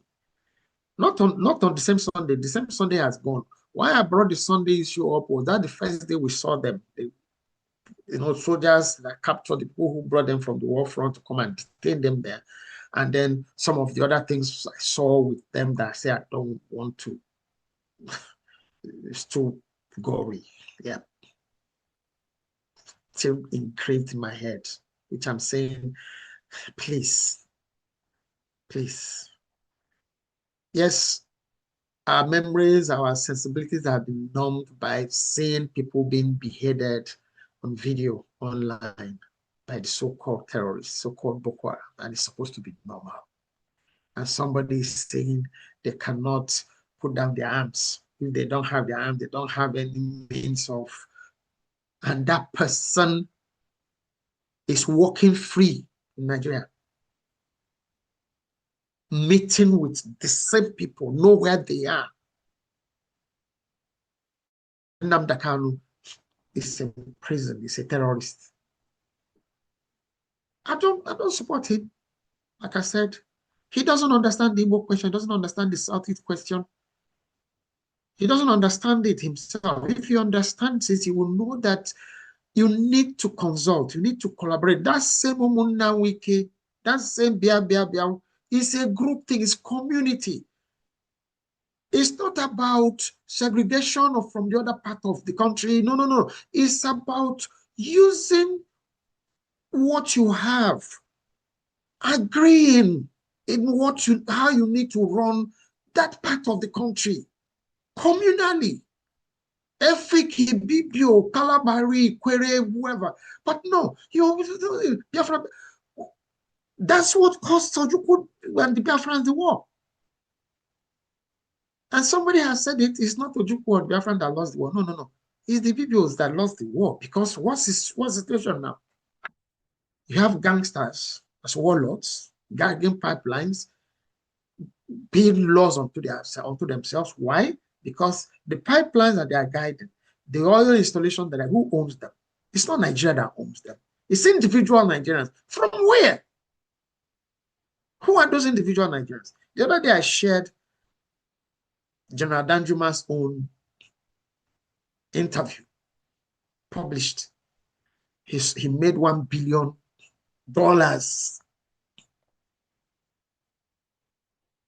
from selling his oil well in Niger Delta from Taraba. Bought with cheap money. And he has spent 500 million with doing this, doing that. The other one, it doesn't. It's published. You can find that interview in Punch. And I'm not sure it's only Punch newspapers in Nigeria that carried it. Those are the people that Tompolo, outside the group of them, are guiding the oil installations on their behalf, not Nigeria, not the Ijaw people, not the Niger Delta people. It's individuals, see the same thing.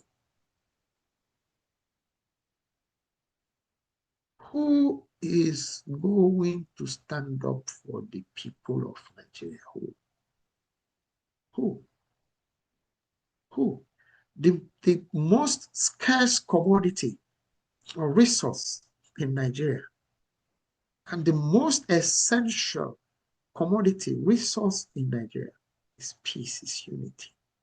Find it, everybody will be. But then disunity,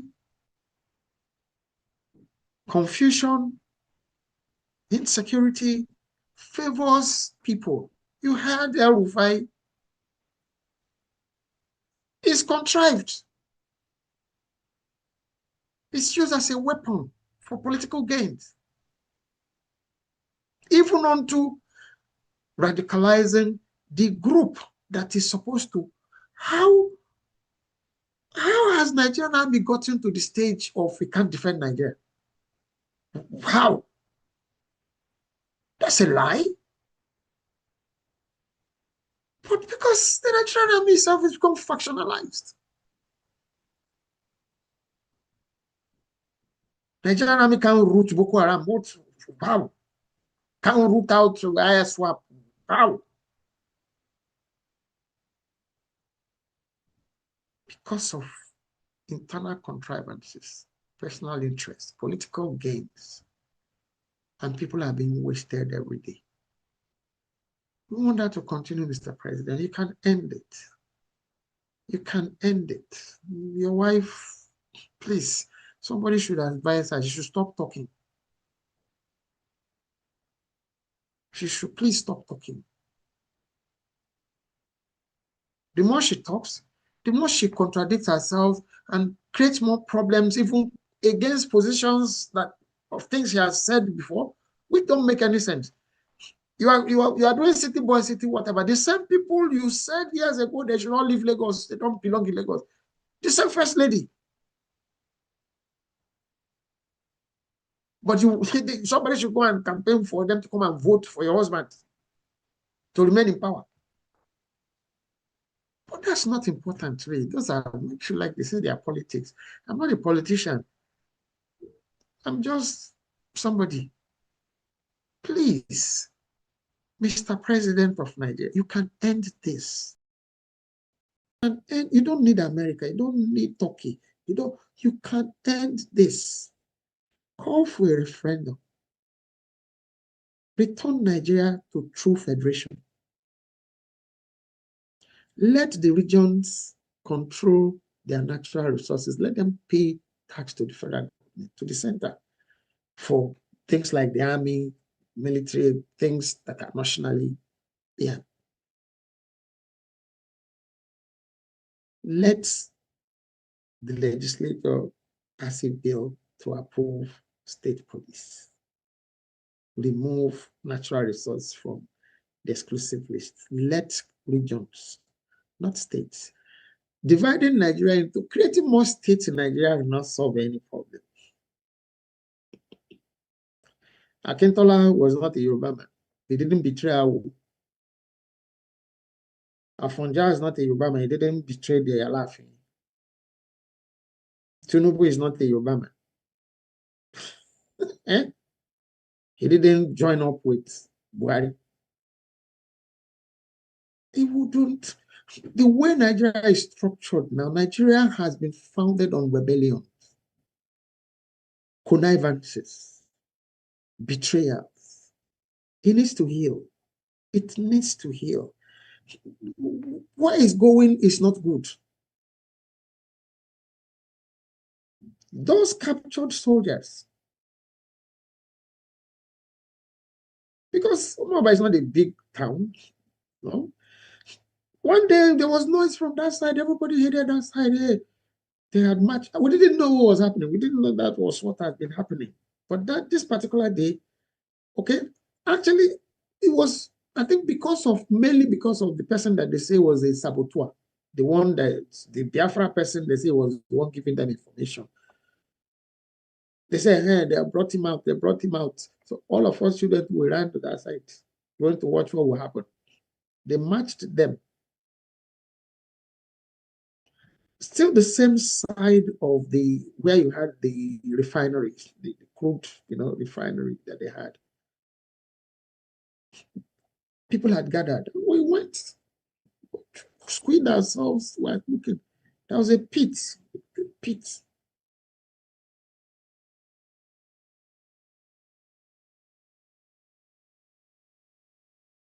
It was at the point of the person they said was a saboteur. Okay, like the noise which attracted our watch went there. When we got there, we saw there were already people, there were already bodies inside that pit. And it was now the saboteur that was standing blindfolded. They didn't shoot him. They said there are 7 bullets. They didn't shoot him. With a huge metal object that they used to smash his head, and he fell into the pit like the ones that were there. That's how wicked, that's how inhumane war is.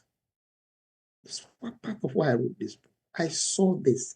No child should say, Nigeria, look at the monarch that they killed in Ondo State over the course of the week. What did they say happened to him? Because bullet was not entering. This other one, because they were saving bullets. It's a war, they need bullet for war. This one, bullet was not entering. Smash. Nigeria. That image of how that man fell into that pit has never left my head. Has never left my head. And I take it back. I just had to go to Umaba, back to Umaba to tell those 2 stories.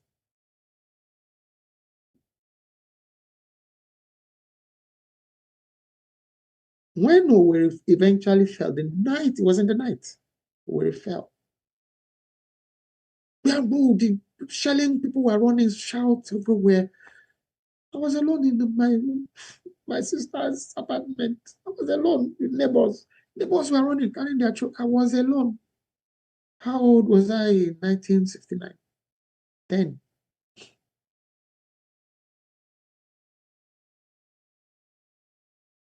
Late 1969.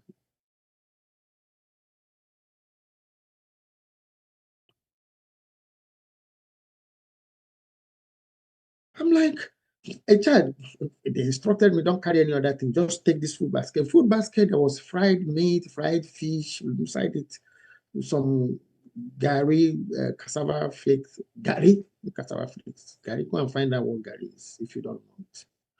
Yes, nothing like cassava flake, it's gari. Okay? Inside the basket, that's what he said I should carry. It has some money inside it. But my senses were like, my sister's clothing, everything. People were packing their things. So I took another basket. I took a few of her clothing off the wardrobe, put inside the basket. So, and some neighbors, I never forget them, because they actually also helped me, because I remember the town they came from. So I was looking for them, following the crowd to find. When I hear people going to that, No, asking, do you know this person? But they don't know them. I don't even know their names. I just know they're from that town, that village. They came to say, where's your sister? I said, well, she's going to the front. Okay, what would happen? They were packing my sister's things into bigger boxes. They carried as if they were helping me. I never saw them again. But it became the tonic. Looking for them to know where they took my sister's thing became the reason why I kept looking. I kept large crowd, one side. Military checkpoint, you get to places, they say, everybody stay, can't move, stay here. I carried those two baskets. One small basket with clothes I was able just to, my sister's clothes inside that basket. Then the other one with the food items. I continued. The first place, the last place I saw, I followed them. I followed them as they were, our neighbors that carried my, I was following, but at the point, crowd, I lost them. The place where we lost them, where they say everybody stay for the first night. That night, that's first night. The soldiers, the checkpoint, they said nobody should pass there.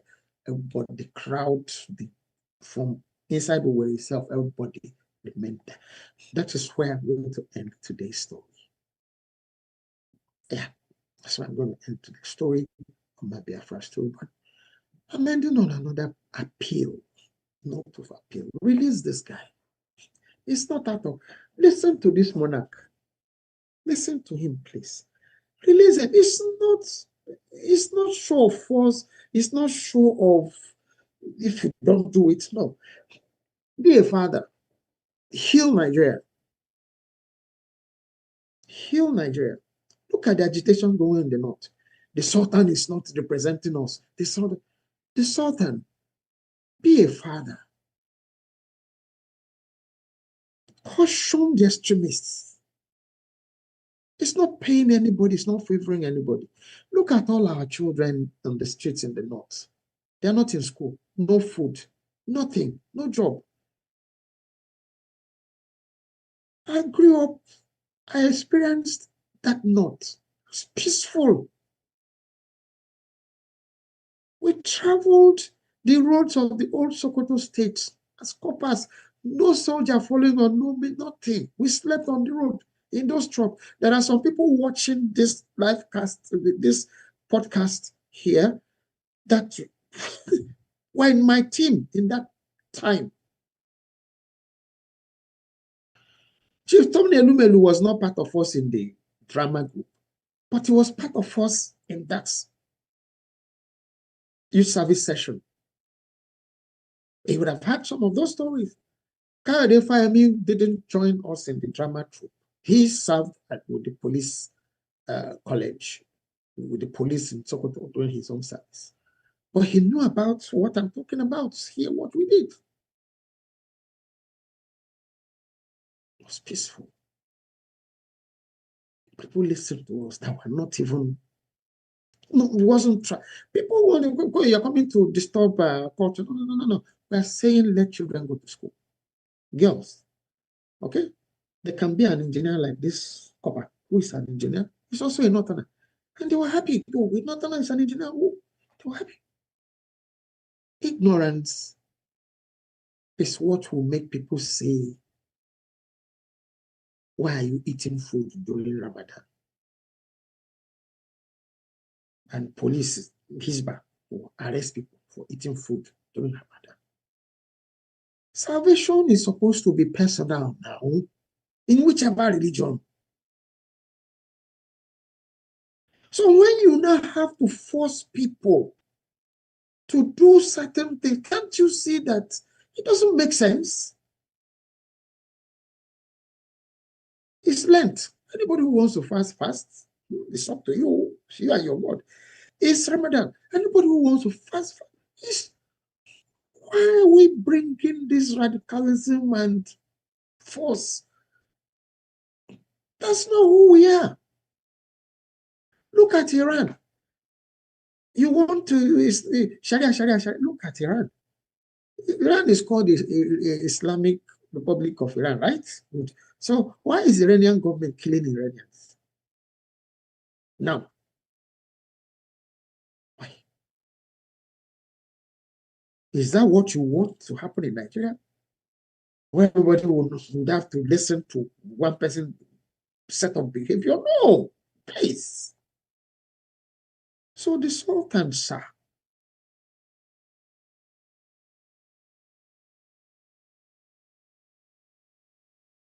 let there be tolerance. Let there be peaceful. I started this by showing somebody from that same Sokoto became a mayor in an environment that has nothing to do with Islam. Was accepted, was voted for. Even when the politicians came and whatever, say if you step down, said no, who voted him as an independent candidate? It's the people. They don't care about party. Yeah. Heal Nigeria, please. It's painful. It's painful to see that the solutions to a lot of these things are there and we are refusing to choose them. For what? For what? It's painful. It's painful. Please. Be a father. If you step down for Gani Solomon to go to the Senate so that you can help Fashola to win governorship, you can step down for Nigeria. I didn't say for an individual. It's not about individual, please. It's about saving that country.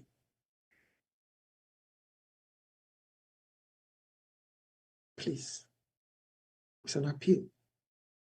I called you Afonja. You recorded. Is it a lie? What you did is a lie. Didn't you connive with Buhari? Could he have won? No.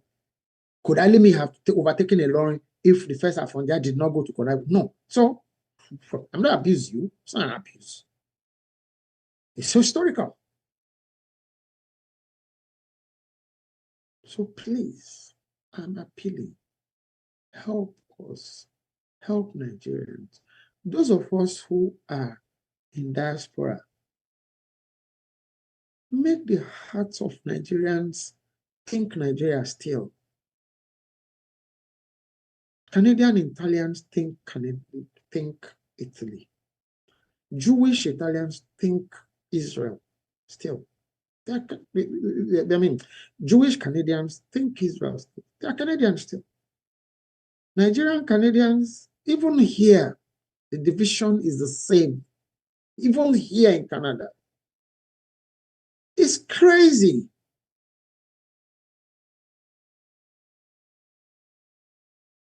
It's not Nigerian, it's Omoibo, it's Yoruba, even here. Please, we are more than this. We should be more than this.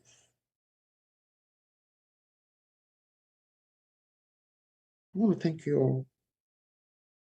As I will just take two questions. During the Biafra War, was there a radio broadcast or something similar that allowed people to know when a certain region was about to fall? There was none. There was none. Your signal was when you see people running and panicking. Like I said, when they were going to execute those people, you just saw commotion. Anybody wants to go see what's happening. When is air raid? There was a siren for air raid, yes. Those are signal for air raid.